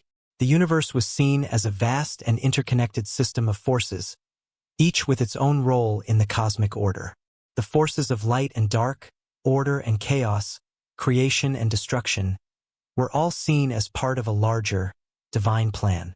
The gargoyles, with their grotesque and often monstrous forms, represented the chaotic forces that existed in the natural world, but also symbolized the potential for these forces to be transformed and transcended. They were not just warnings of danger, but also reminders of the transformative power of chaos, the possibility for growth and enlightenment through the confrontation with the unknown. This duality of symbolism is further underscored by the fact that the gargoyles were positioned in such a way as to be both visible and distant. From the ground, the viewer could look up and see the gargoyles, but they could not easily reach them. This distance between the observer and the gargoyle reflects the gap between the earthly and the divine, between the material world and the spiritual realm. The gargoyles, high above the ground, were symbolic of the higher, transcendent realms of existence, realms that could only be accessed through spiritual ascension. The grotesque forms of the gargoyles, however, were reminders that the path to the divine was not an easy one. It required the seeker to confront the chaotic, unsettling forces of the world and to transcend them in order to reach a higher understanding. At the same time, the gargoyles also served a practical purpose. As waterspouts, they were designed to channel rainwater away from the cathedral's walls, preventing erosion and damage. This practical function of the gargoyles reinforces their dual role as both symbolic figures and functional elements of the cathedral.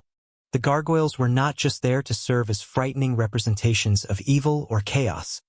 They also played a vital role in the preservation of the cathedral. The fact that these figures served both a practical and a symbolic function suggests that the builders of the cathedrals saw no separation between the physical and the spiritual. The very act of building the cathedral was a spiritual practice, a way of channeling divine energy and creating a space that was in harmony with the cosmic order. The gargoyles, in their dual function as protectors and waterspouts, were an integral part of this cosmic design. This blending of the functional and the symbolic reflects a broader principle of medieval architecture, one that sought to unite the physical and the spiritual, the material and the divine. The cathedral was not just a building. It was a reflection of the universe itself, a microcosm of the divine order. The gargoyles, with their grotesque and symbolic forms, were part of this larger cosmic diagram, embodying both the primal forces of nature and the transformative power of spiritual growth. They were not simply ornamental or decorative. They were active participants in the spiritual journey of the soul, guardians of the sacred space, and symbols of the hidden forces that govern the universe. The role of the gargoyles in medieval architecture, then, was far more profound than we might initially assume. These figures, with their grotesque and monstrous forms, were not simply there to frighten or intimidate. They were symbols of transformation, of the forces of chaos and creation, and of the divine order that underpins the universe. The gargoyles, perched high above the cathedral, were both protectors and guides, watching over the sacred space and serving as a reminder of the path to spiritual enlightenment. They embodied the tension between light and dark, good and evil, and the transformative power of confronting and transcending the chaos of the world. The gargoyles were not just relics of a bygone era.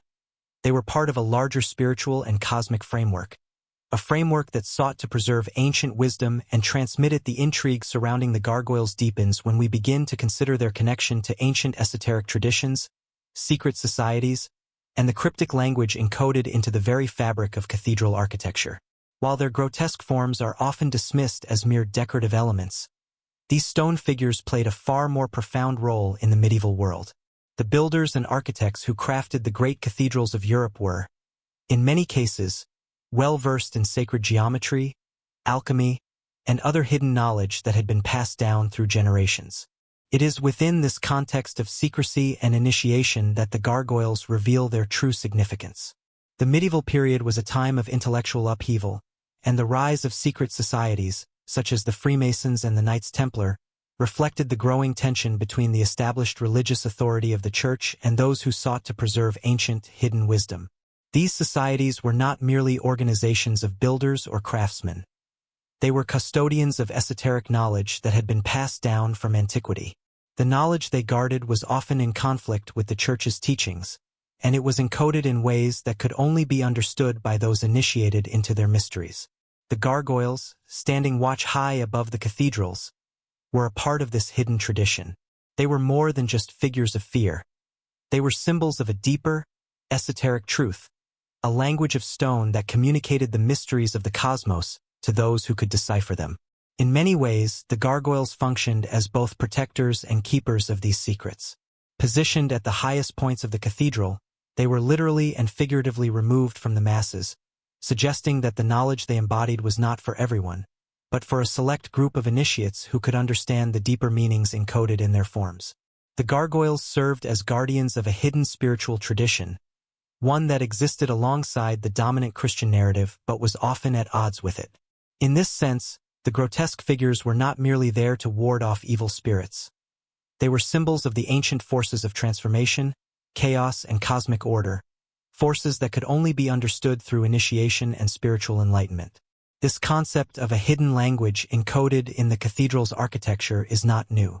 Many scholars have suggested that the design of the great Gothic cathedrals was influenced by ancient esoteric traditions, including those of Egypt, Greece, and Rome. These traditions, which were centered around sacred geometry and the belief in the divine order of the universe, found expression in the cathedral's intricate designs, from their vaulted ceilings to their labyrinthine floors, and, of course, in the gargoyles. The grotesque forms of these figures were not arbitrary. They were carefully crafted to convey specific spiritual truths. The gargoyles' twisted, often monstrous features were designed to represent the primal forces of nature and the raw, unrefined aspects of the human soul. These forces, while chaotic and unsettling, were also necessary for spiritual growth. The gargoyles, with their grotesque features, symbolized the dark, transformative energies that must be confronted and transcended on the path to enlightenment. The connection between the gargoyles and sacred geometry is particularly significant. Sacred geometry, with its precise mathematical principles, was believed to hold the key to understanding the divine order of the universe. The builders of the cathedrals, many of whom were part of secret societies or initiates into mystical traditions, used sacred geometry not only to design the structures of the cathedrals, but also to encode hidden knowledge within them. The gargoyles, in this context, were not merely decorative. They were part of a larger, more complex system of symbols and codes that were meant to communicate spiritual truths that were not easily accessible to the uninitiated. These truths were hidden in plain sight, embedded in the very stones of the cathedral. The grotesque nature of the gargoyles, with their monstrous and animalistic forms, was part of this system of encoding hidden knowledge. The figures were meant to be read as symbols, each one representing a different aspect of the spiritual journey, from the raw, chaotic forces of nature to the potential for transformation and transcendence. This hidden language of stone was not only meant to communicate spiritual truths to the initiated but also to protect those truths from the eyes of the unworthy. In a time when the Church held absolute control over knowledge and spiritual practice, it was essential for the keepers of this ancient wisdom to encode their teachings in a way that would allow them to be passed down through generations while remaining hidden from the broader public.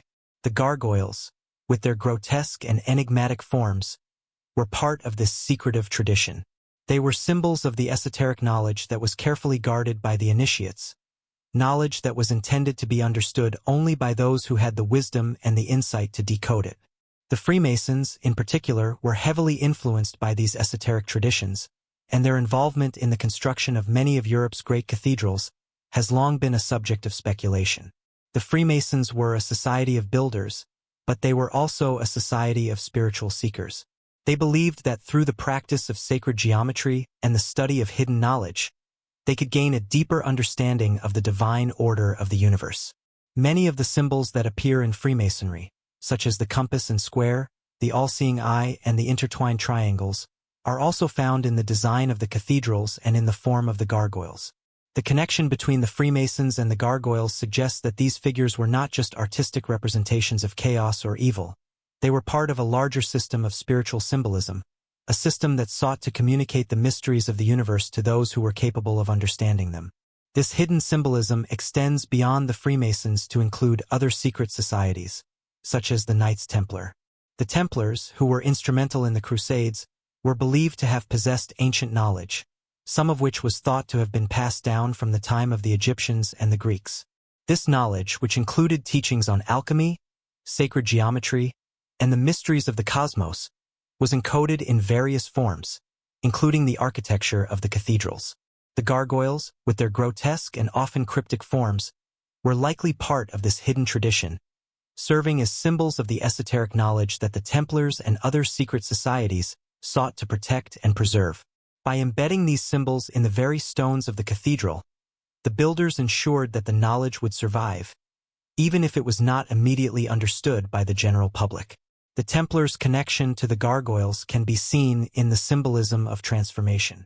The Templars were known for their spiritual practices, which included the quest for the Holy Grail, a symbol of divine enlightenment and spiritual transformation. This quest, which was steeped in both religious and mystical traditions, sought to uncover the hidden wisdom that could lead to spiritual enlightenment. The gargoyles, with their grotesque and monstrous forms, can be seen as symbols of this process of transformation. The grotesque figures, which represent chaos, disorder, and the primal forces of nature, were meant to be transcended on the journey towards spiritual enlightenment. The Templars, through their rituals and initiations, sought to undergo this transformation, just as the gargoyles symbolized the inner journey of the soul, one that must confront and transcend the base, primal forces in order to reach the divine. While the gargoyles were meant to convey hidden knowledge and protect the sacred space of the cathedral, they were also intended to serve as a reminder of the journey of the soul. In many mystical traditions, including alchemy and the teachings of the secret societies, the journey of the soul was understood as a process of purification and transformation. The soul, like the alchemist's base metals, had to be refined and purified before it could ascend to the divine. The grotesque forms of the gargoyles symbolized this process of purification, confronting the chaotic, unrefined aspects of the soul and transforming them into something higher and more divine. The gargoyles, therefore, were not just representations of evil or darkness. They were symbols of the raw material of the soul, the forces that must be faced and transcended in order to reach spiritual enlightenment. The deeper we look into the gargoyles, the more we realize that they are part of a much larger and more intricate system of thought, a system that sought to preserve and transmit hidden knowledge across generations.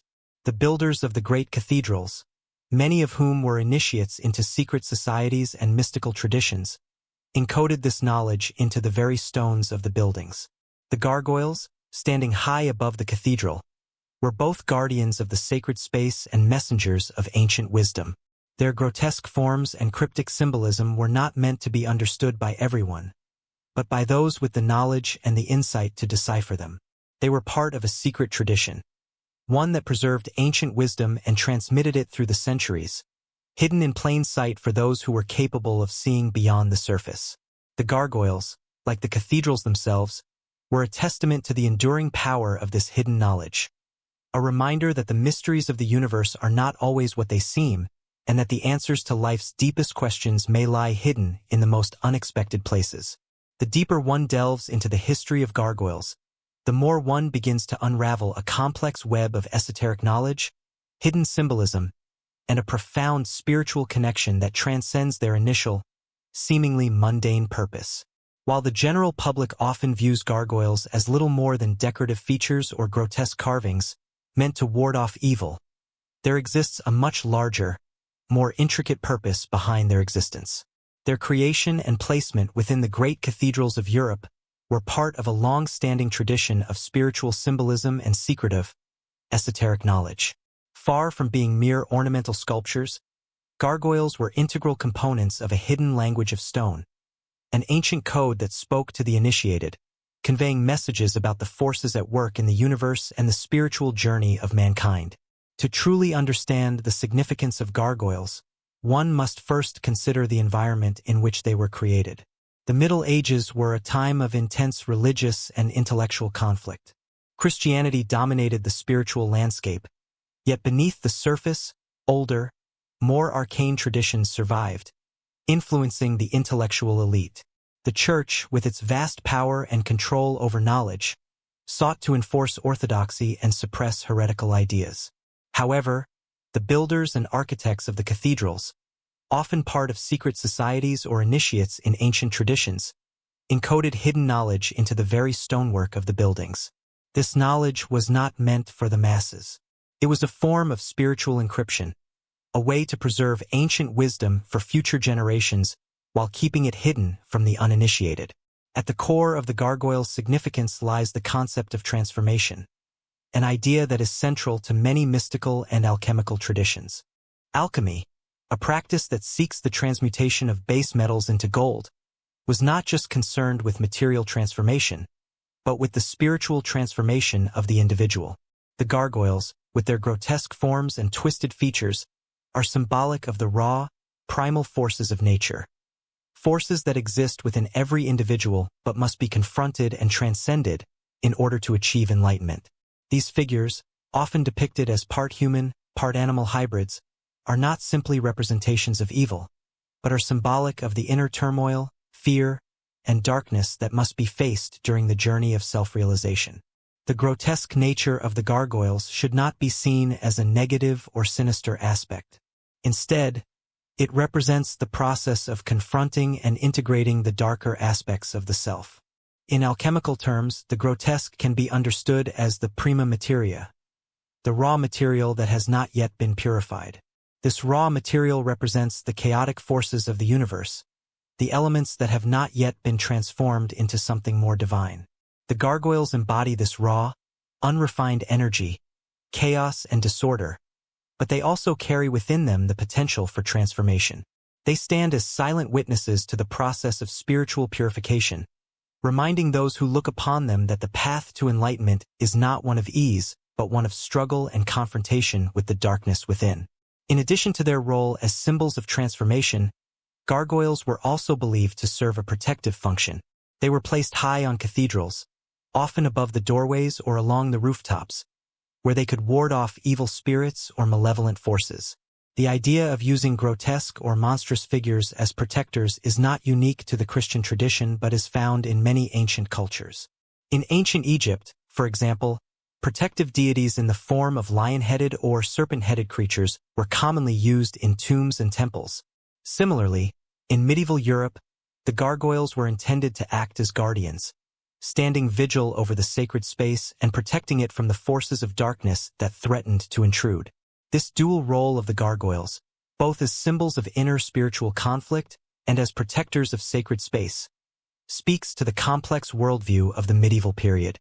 The medieval mind understood that the world was a battleground between opposing forces, good and evil, light and dark, order and chaos. These forces were not external to the human experience but were also present within each individual.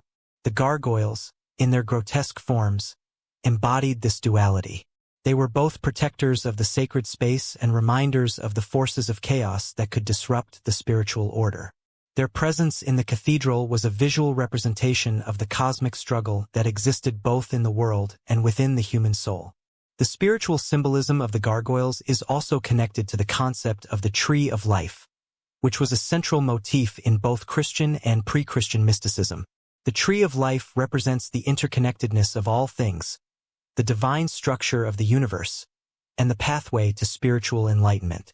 The branches of the tree of life stretch upward, connecting the earthly realm with the divine, while its roots penetrate deep into the earth, grounding the individual in the material world. The gargoyles, positioned high above the cathedral, symbolized the upward-reaching branches of the tree of life. They were placed at the points where the heavens and earth met, standing as reminders of the eternal struggle between the spiritual and the material realms.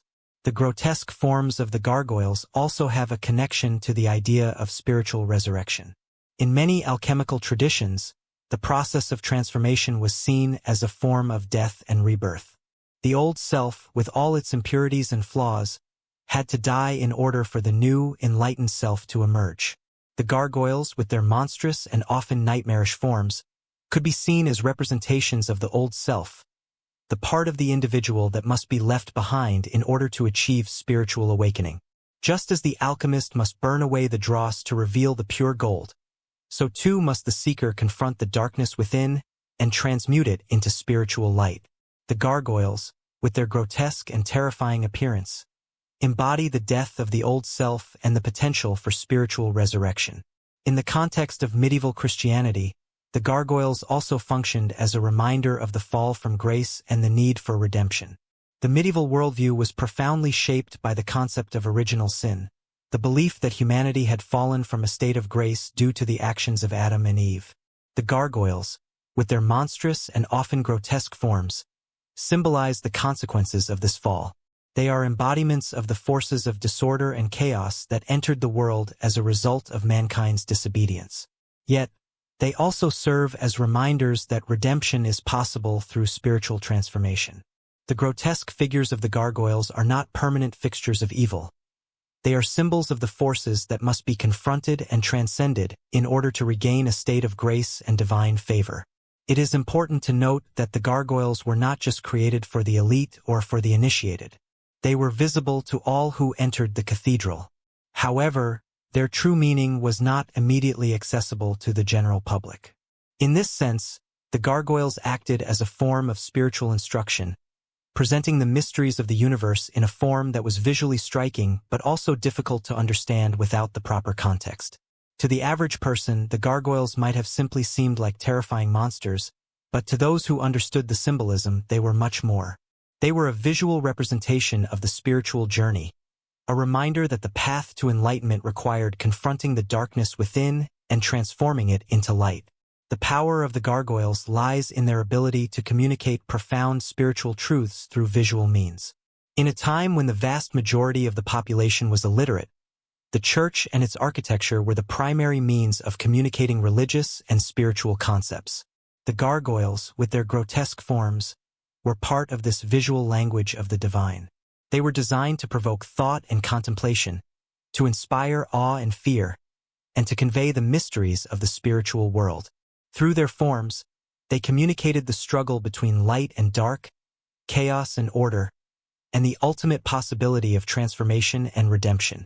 The presence of the gargoyles in the cathedrals also highlights the deeply embedded connection between the sacred and the profane, the spiritual and the earthly. The cathedral itself was conceived as a microcosm of the universe, with every aspect of its design meant to reflect the divine order. The gargoyles, with their grotesque and often unsettling features, were part of this cosmic design. They embodied the forces that were beyond human control but were also essential to the divine plan. They served as a reminder that the spiritual journey was not one of smooth progression, but one fraught with challenges, obstacles, and moments of terror. The grotesque forms of the gargoyles were not meant to frighten, but to awaken a sense of the deep mysteries of the universe. Mysteries that were hidden in plain sight, encoded in the very architecture of the cathedral. As we reflect on the significance of the gargoyles, it becomes clear that these figures were much more than mere adornments to the cathedrals they graced. They were symbols of the hidden, esoteric knowledge that was passed down through the ages, a visual language that communicated the mysteries of the cosmos and the human soul. Through their grotesque and often terrifying forms, the gargoyles embodied the spiritual struggle between chaos and order, light and dark, and the ultimate potential for transformation and redemption. They were not just guardians of the sacred space. They were guardians of a deeper, hidden wisdom, one that could only be understood by those with the insight and the will to look beyond the surface and decode the ancient messages encoded in stone.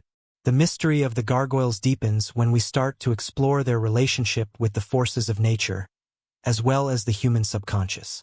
While many people associate these figures solely with religious symbolism or architectural functions, the truth is far more complex. The gargoyles, perched high above the cathedrals, act as more than just guardians against evil spirits or protectors of sacred spaces. They represent a profound intersection between the natural world, human existence, and the spiritual journey. To fully appreciate their significance, it is essential to look beyond their grotesque appearance and consider the symbolic role they played in the broader cosmic order. At the heart of their design is a deep connection to nature's primal forces, both beautiful and terrifying. These forces were not simply abstract concepts for the medieval mind. They were forces that had real, tangible effects on human life. The powerful thunderstorms, the howling winds, the destructive power of fire, and the quiet, inexorable flow of time. These natural elements were forces of both creation and destruction. The gargoyles, with their hybrid forms, which often included both human and animal features, were meant to embody this dual nature of nature itself. These figures, with their fierce, contorted faces and animalistic features, were a reflection of the raw power of the natural world. In many ways, they acted as physical manifestations of the chaotic and untamable aspects of life that human beings often try to control or ignore. In medieval Europe, life was often precarious. Disease, famine, and war were constant threats. People lived in a world where nature's unpredictability could spell disaster. The gargoyles were a reminder that nature's forces, while often destructive, were also a part of the divine order, a necessary part of the cycle of life and death. The grotesque and often terrifying forms of the gargoyles were meant to evoke both fear and awe. They served as a warning of the forces that lay outside human control, forces that could bring death and destruction. Yet, in their placement on the cathedral, they also represented the potential for these same forces to be channeled in a way that protected and purified the sacred space below. The gargoyles were, in essence, symbols of the harmony that could exist between humanity and the natural world when that balance was understood and respected.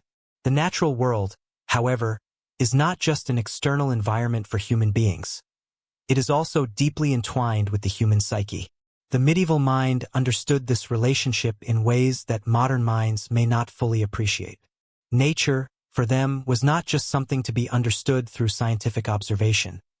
It was something to be experienced, something that could be felt in the deepest recesses of the human soul.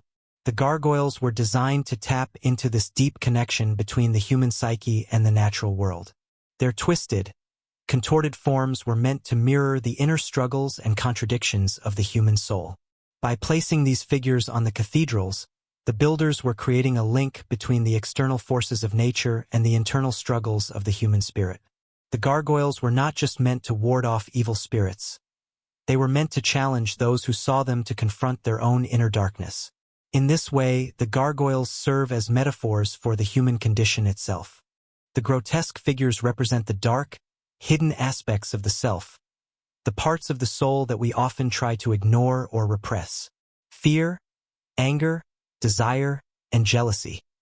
These are the primal forces within us that we must confront and understand in order to achieve spiritual growth. The medieval mind saw these emotions and impulses as essential parts of the human experience, but also as obstacles to spiritual enlightenment. The gargoyles, with their monstrous and sometimes disturbing features, were intended to serve as a mirror for the viewer. They were a way for the individual to confront the darker, more primal aspects of their own nature and, by doing so, begin the process of purification. The gargoyles' deep connection to both the natural world and the human subconscious becomes even more apparent when we look at their symbolic connection to the concept of duality. Duality was central to many ancient and medieval belief systems.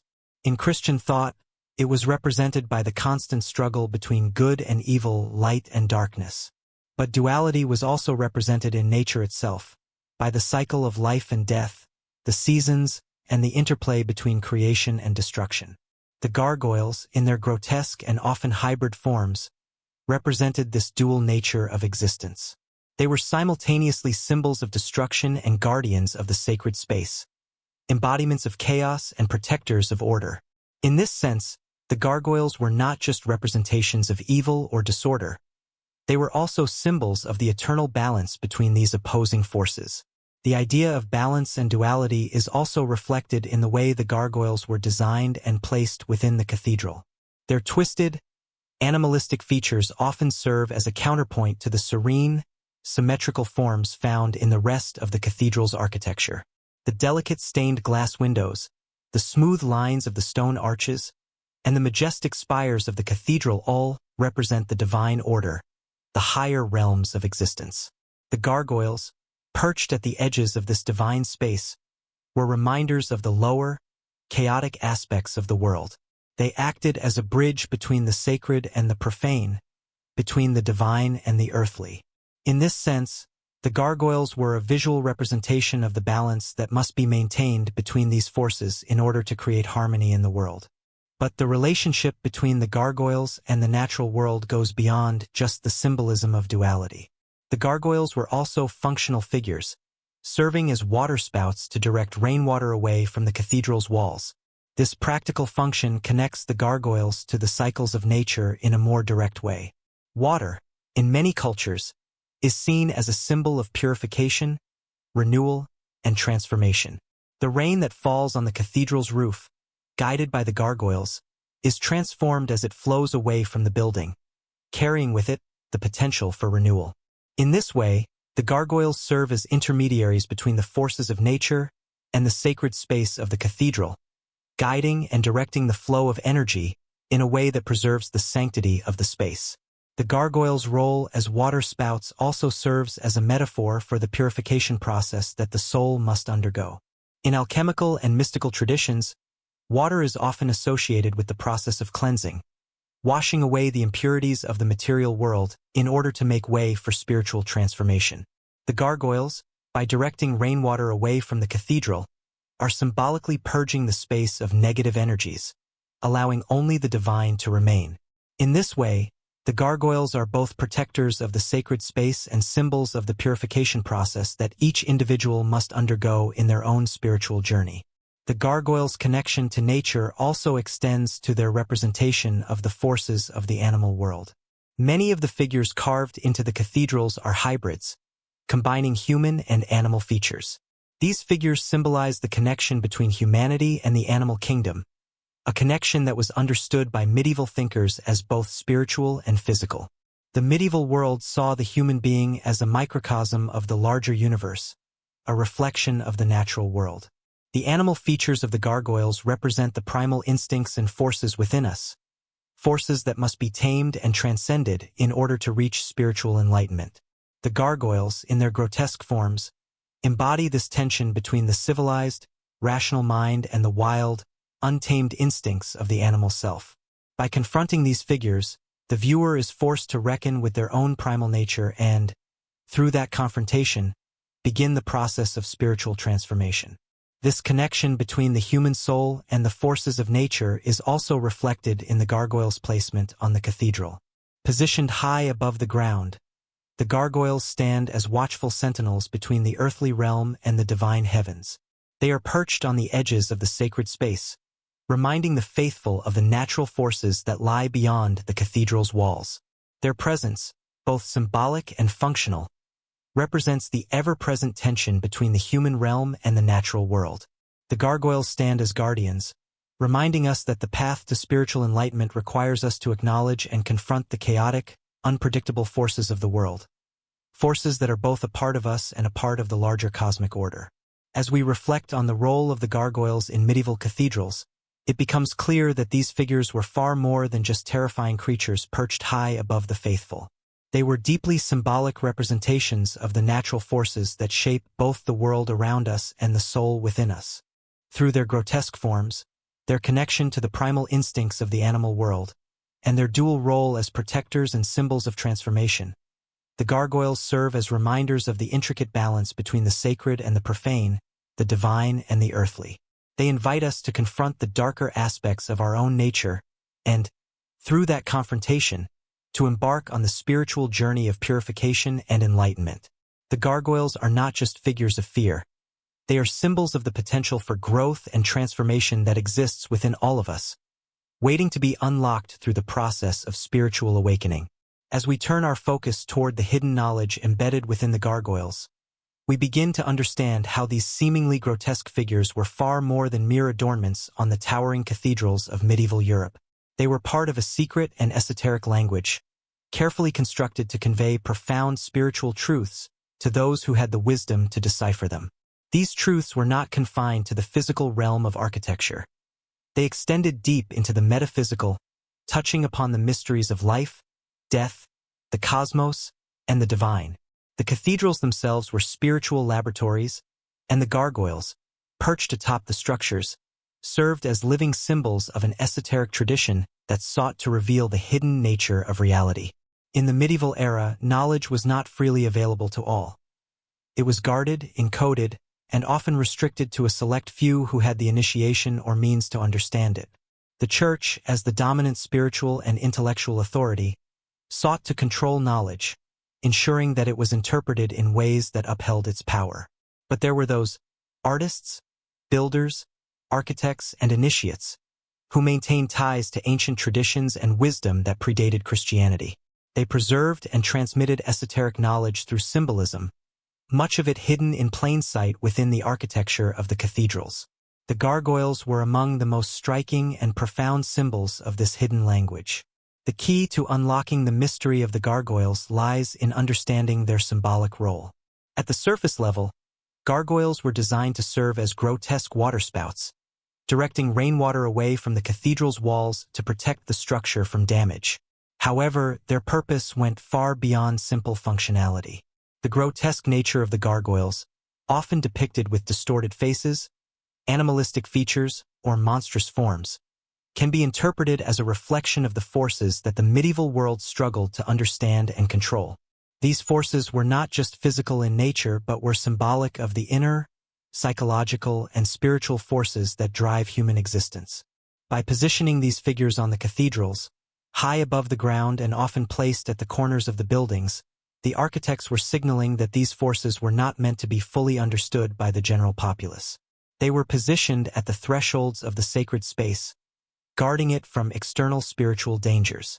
But this placement also suggests a deeper truth, that the knowledge they represented was not available to all, only to those who had the spiritual and intellectual capacity to understand the deeper layers of meaning encoded in the figures. The grotesque features of the gargoyles, twisted faces, monstrous animals, and hybrid creatures, were symbolic of the chaotic and untamable forces of nature and the human psyche. The medieval world was full of such chaos. Disease, war, famine, and death were constant threats to the stability of society. The gargoyles' horrific forms represented the dark forces that could disrupt the order of the world. Yet, they were also symbols of a deeper truth. In order to protect the sacred, one must confront these dark forces head-on. The gargoyles embodied the dual nature of existence, light and dark, order and chaos, and they called upon the viewer to engage with these forces rather than ignore or deny them. But the gargoyles were more than just symbols of chaos or evil. They also represented the potential for transformation. This is where the true esoteric significance of the gargoyles becomes apparent. In many ancient mystical and alchemical traditions, the process of transformation was understood as a journey of spiritual purification and enlightenment. The alchemist, for example, sought to transmute base metals into gold. This process, however, was not just about changing the physical nature of matter. It was a metaphor for the soul's journey through darkness and chaos toward the light of divine wisdom. The gargoyles, with their twisted and monstrous forms, can be seen as symbolic representations of the prima materia in alchemical terms, the raw, unrefined substance that must be transformed into something greater. This transformation was not easy. It required facing the darkness within and confronting the shadow self, the aspects of the psyche that are often repressed or denied. The gargoyles, in their grotesque appearance, represent this struggle. They are not meant to be feared in the conventional sense, but rather they challenge the viewer to confront the forces of destruction and transformation within their own lives. The grotesque nature of these figures symbolizes the raw potential for change and growth, a reminder that the path to spiritual enlightenment is fraught with difficulty and inner conflict. The gargoyles also represented the idea of purification through fire. In many alchemical traditions, fire was seen as a purifying force, capable of burning away impurities and revealing the gold hidden within. The medieval mind, deeply influenced by mystical traditions, viewed the process of spiritual transformation as a kind of inner fire. The gargoyles, with their fierce and intimidating forms, acted as guardians of this inner fire. Positioned high above the cathedral, they stood as symbols of the transformative power of spiritual purification. They were not just protectors of the sacred space, but also reminders that in order to achieve spiritual enlightenment, one must undergo a process of burning away the dross, the impurities, and the darkness that cloud the soul. In addition to their connection to alchemical and spiritual purification, the gargoyles also played a role in preserving ancient knowledge. The builders of the cathedrals, many of whom were members of secret societies such as the Freemasons, embedded esoteric symbols and teachings into the very fabric of the architecture. The gargoyles, in this context, were part of a larger system of symbolism that conveyed hidden knowledge about the nature of the universe, the human soul, and the divine order. This knowledge was not meant for everyone, and the Church's control over the dissemination of spiritual teachings ensured that only a select few would have access to the deeper layers of meaning encoded in the cathedral's design. In this sense, the gargoyles can be understood as both protectors and keepers of sacred knowledge. They stood watch over the cathedral, guarding the sacred space from external forces. But they also served as guardians of a more esoteric knowledge, one that could only be understood by those with the spiritual and intellectual tools to decode it. These secrets were encoded in the very design of the cathedrals, and the gargoyles played a key role in this system of hidden symbolism. The figures were often placed in such a way that they could only be fully appreciated by those who were able to look beyond the surface level and understand the deeper spiritual and philosophical meanings embedded in the architecture. One of the key aspects of this hidden language was the use of sacred geometry, which was deeply influential in medieval architecture. Sacred geometry is the study of geometric shapes and patterns that are believed to have divine significance.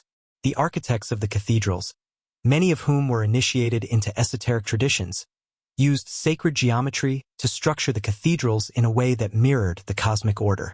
The placement of the gargoyles was not arbitrary but was based on these sacred principles. Each figure, each grotesque form, was carefully placed in a specific location to represent different spiritual or cosmic truths. The gargoyles, in this sense, were not just random figures, but were integral components of the cathedral's overall design, which was intended to convey a deeper understanding of the universe and the divine order. Furthermore, the gargoyles were also a reflection of the medieval worldview, which was dominated by a deep sense of cosmic order. The universe was understood as a reflection of divine principles, and human beings were seen as part of a larger, interconnected system. The grotesque figures of the gargoyles were symbols of the forces that existed outside of human control, chaotic, destructive, and uncontrollable. But they were also a reminder that these forces were part of the divine order. They represented the cosmic struggle between chaos and order, light and darkness, and the potential for transformation that existed within this struggle. By confronting these forces, the viewer was invited to consider their own place in the universe and their own role in the larger cosmic drama. As we look at the gargoyles in this light, we begin to see them not just as artistic or architectural features, but as profound symbols of the mysteries of the universe. They are representations of the forces of nature, the human psyche, and the divine order, all encoded in stone. Their grotesque forms, far from being a sign of evil or disorder, are actually symbols of the raw potential for spiritual transformation. They represent the chaos and darkness that must be faced and transcended on the path to enlightenment. Through their placement on the cathedrals, the gargoyles invite the viewer to look beyond the surface and consider the deeper meanings of existence, about the struggle between light and darkness, order and chaos, and the possibility of transformation through spiritual purification. The gargoyles, as symbols of esoteric knowledge, serve as reminders of the importance of spiritual awakening. They stand as protectors of sacred knowledge, but also as challenges to those who seek enlightenment. Their grotesque forms remind us that the path to spiritual transformation is not an easy one. It requires confronting the darkness within, facing the forces of chaos and destruction, and ultimately transcending them in order to reach a state of spiritual purity. The gargoyles, through their symbolism and their placement in the cathedral, offer a profound and enduring message, one that speaks to the mysteries of the universe and the inner journey of the soul. They are not just figures of fear. They are symbols of the transformative power of spiritual awakening, reminding us that through struggle, we can find enlightenment. As the study of gargoyles delves deeper into the realms of symbolism, the natural world, and the hidden esoteric knowledge of medieval Europe, one cannot overlook the intricate relationship between these stone figures and the spiritual traditions that shaped them. Gargoyles were not only physical protectors of the sacred structures they adorned, but they also played an integral role in the transmission of knowledge, secret knowledge, that was veiled in cryptic forms and hidden from the public eye. These figures, perched high above the ground, served as sentinels, guarding not only the churches and cathedrals but also the mysteries of the universe, the soul, and the divine. Their forms were far more than just grotesque representations of evil or fear. They were visual embodiments of metaphysical principles that, when understood, unlocked profound spiritual truths. Medieval Europe was a time of intense religious fervor and superstition, a time when Christianity reigned supreme, but older, more arcane traditions and wisdom persisted beneath the surface. These ancient traditions, often suppressed or viewed with suspicion by the Church, were the backbone of the esoteric knowledge embedded within the architecture of the cathedrals. The gargoyles, as much as they might seem like the decorative elements of the cathedral, were integral parts of this spiritual language. Their design, placement, and symbolic meaning were all part of a larger system of hidden teachings, one that was only accessible to those who were spiritually or intellectually prepared to understand it. The truth behind the gargoyles lies in their dual nature. On one hand, they were protectors, fearsome, grotesque figures meant to ward off evil spirits and protect the sacred space of the cathedral. Their monstrous forms, with twisted faces, animal features, and outlandish bodies, represented the forces of chaos and destruction that lay outside the control of human beings. In a time of constant threat from disease, war, and famine, these figures were essential to the sense of security within the cathedral. They acted as a kind of spiritual firewall, safeguarding the sacred space from the forces that could corrupt or defile it. Their eyes, wide and unblinking, scanned the horizon for any hint of malevolent presence, their mouths open as if to scream a warning. But beyond this physical protection, the gargoyles also symbolized a deeper, more metaphysical function. They were connected to the forces of transformation, embodying both the raw chaos of nature and the potential for spiritual growth through purification. In many esoteric traditions, chaos is seen as the initial state of being, a place of untapped potential from which order and harmony can emerge. The gargoyles, with their fearsome visages, could be understood as representing this raw, untamed force. But rather than seeing them merely as symbols of evil, the medieval mind would have seen them as agents of change, agents of transformation who stood at the threshold between the known and the unknown, the sacred and the profane. Their role as protectors of the sacred is essential, but it is also part of a larger spiritual narrative. The cathedral itself was a microcosm of the universe, a reflection of the divine order. Every element of the cathedral's design was meant to reflect this cosmic order. Its soaring spires reaching up to the heavens, its intricate stained glass windows telling the stories of saints and divine revelation. The gargoyles, placed high upon the cathedral, embodied the chaos that existed outside the divine order. They were part of a visual language that acknowledged the presence of disorder but also signified the potential for transformation. The gargoyles were not just carved to frighten or ward off evil. They were carved to represent the tension between the chaotic forces of the material world and the divine order that the cathedral symbolized. The symbolic significance of the gargoyles goes beyond their representation of chaos. They are also deeply linked to the concept of alchemical transformation, a theme that runs throughout medieval esoteric thought. In alchemy, the journey toward enlightenment and spiritual growth is one of purification. The alchemist must take raw, impure substances and transform them into something pure and divine. The gargoyles, in their grotesque forms, could be seen as symbols of this raw material, the prima materia, representing the initial state of imperfection from which something higher must emerge. They embody the struggles and the difficulties that must be faced in order to reach a higher state of being, a state of spiritual purity and enlightenment. The medieval worldview was profoundly influenced by the idea of spiritual purification through trials and suffering. The grotesque and sometimes terrifying features of the gargoyles were meant to remind the viewer of this process. They were representations of the shadow self, the parts of the soul that must be confronted and transformed in order to achieve spiritual growth. These dark, primal forces, embodied in the gargoyles, were not to be ignored or suppressed. Rather, they must be faced head-on in order for the soul to evolve.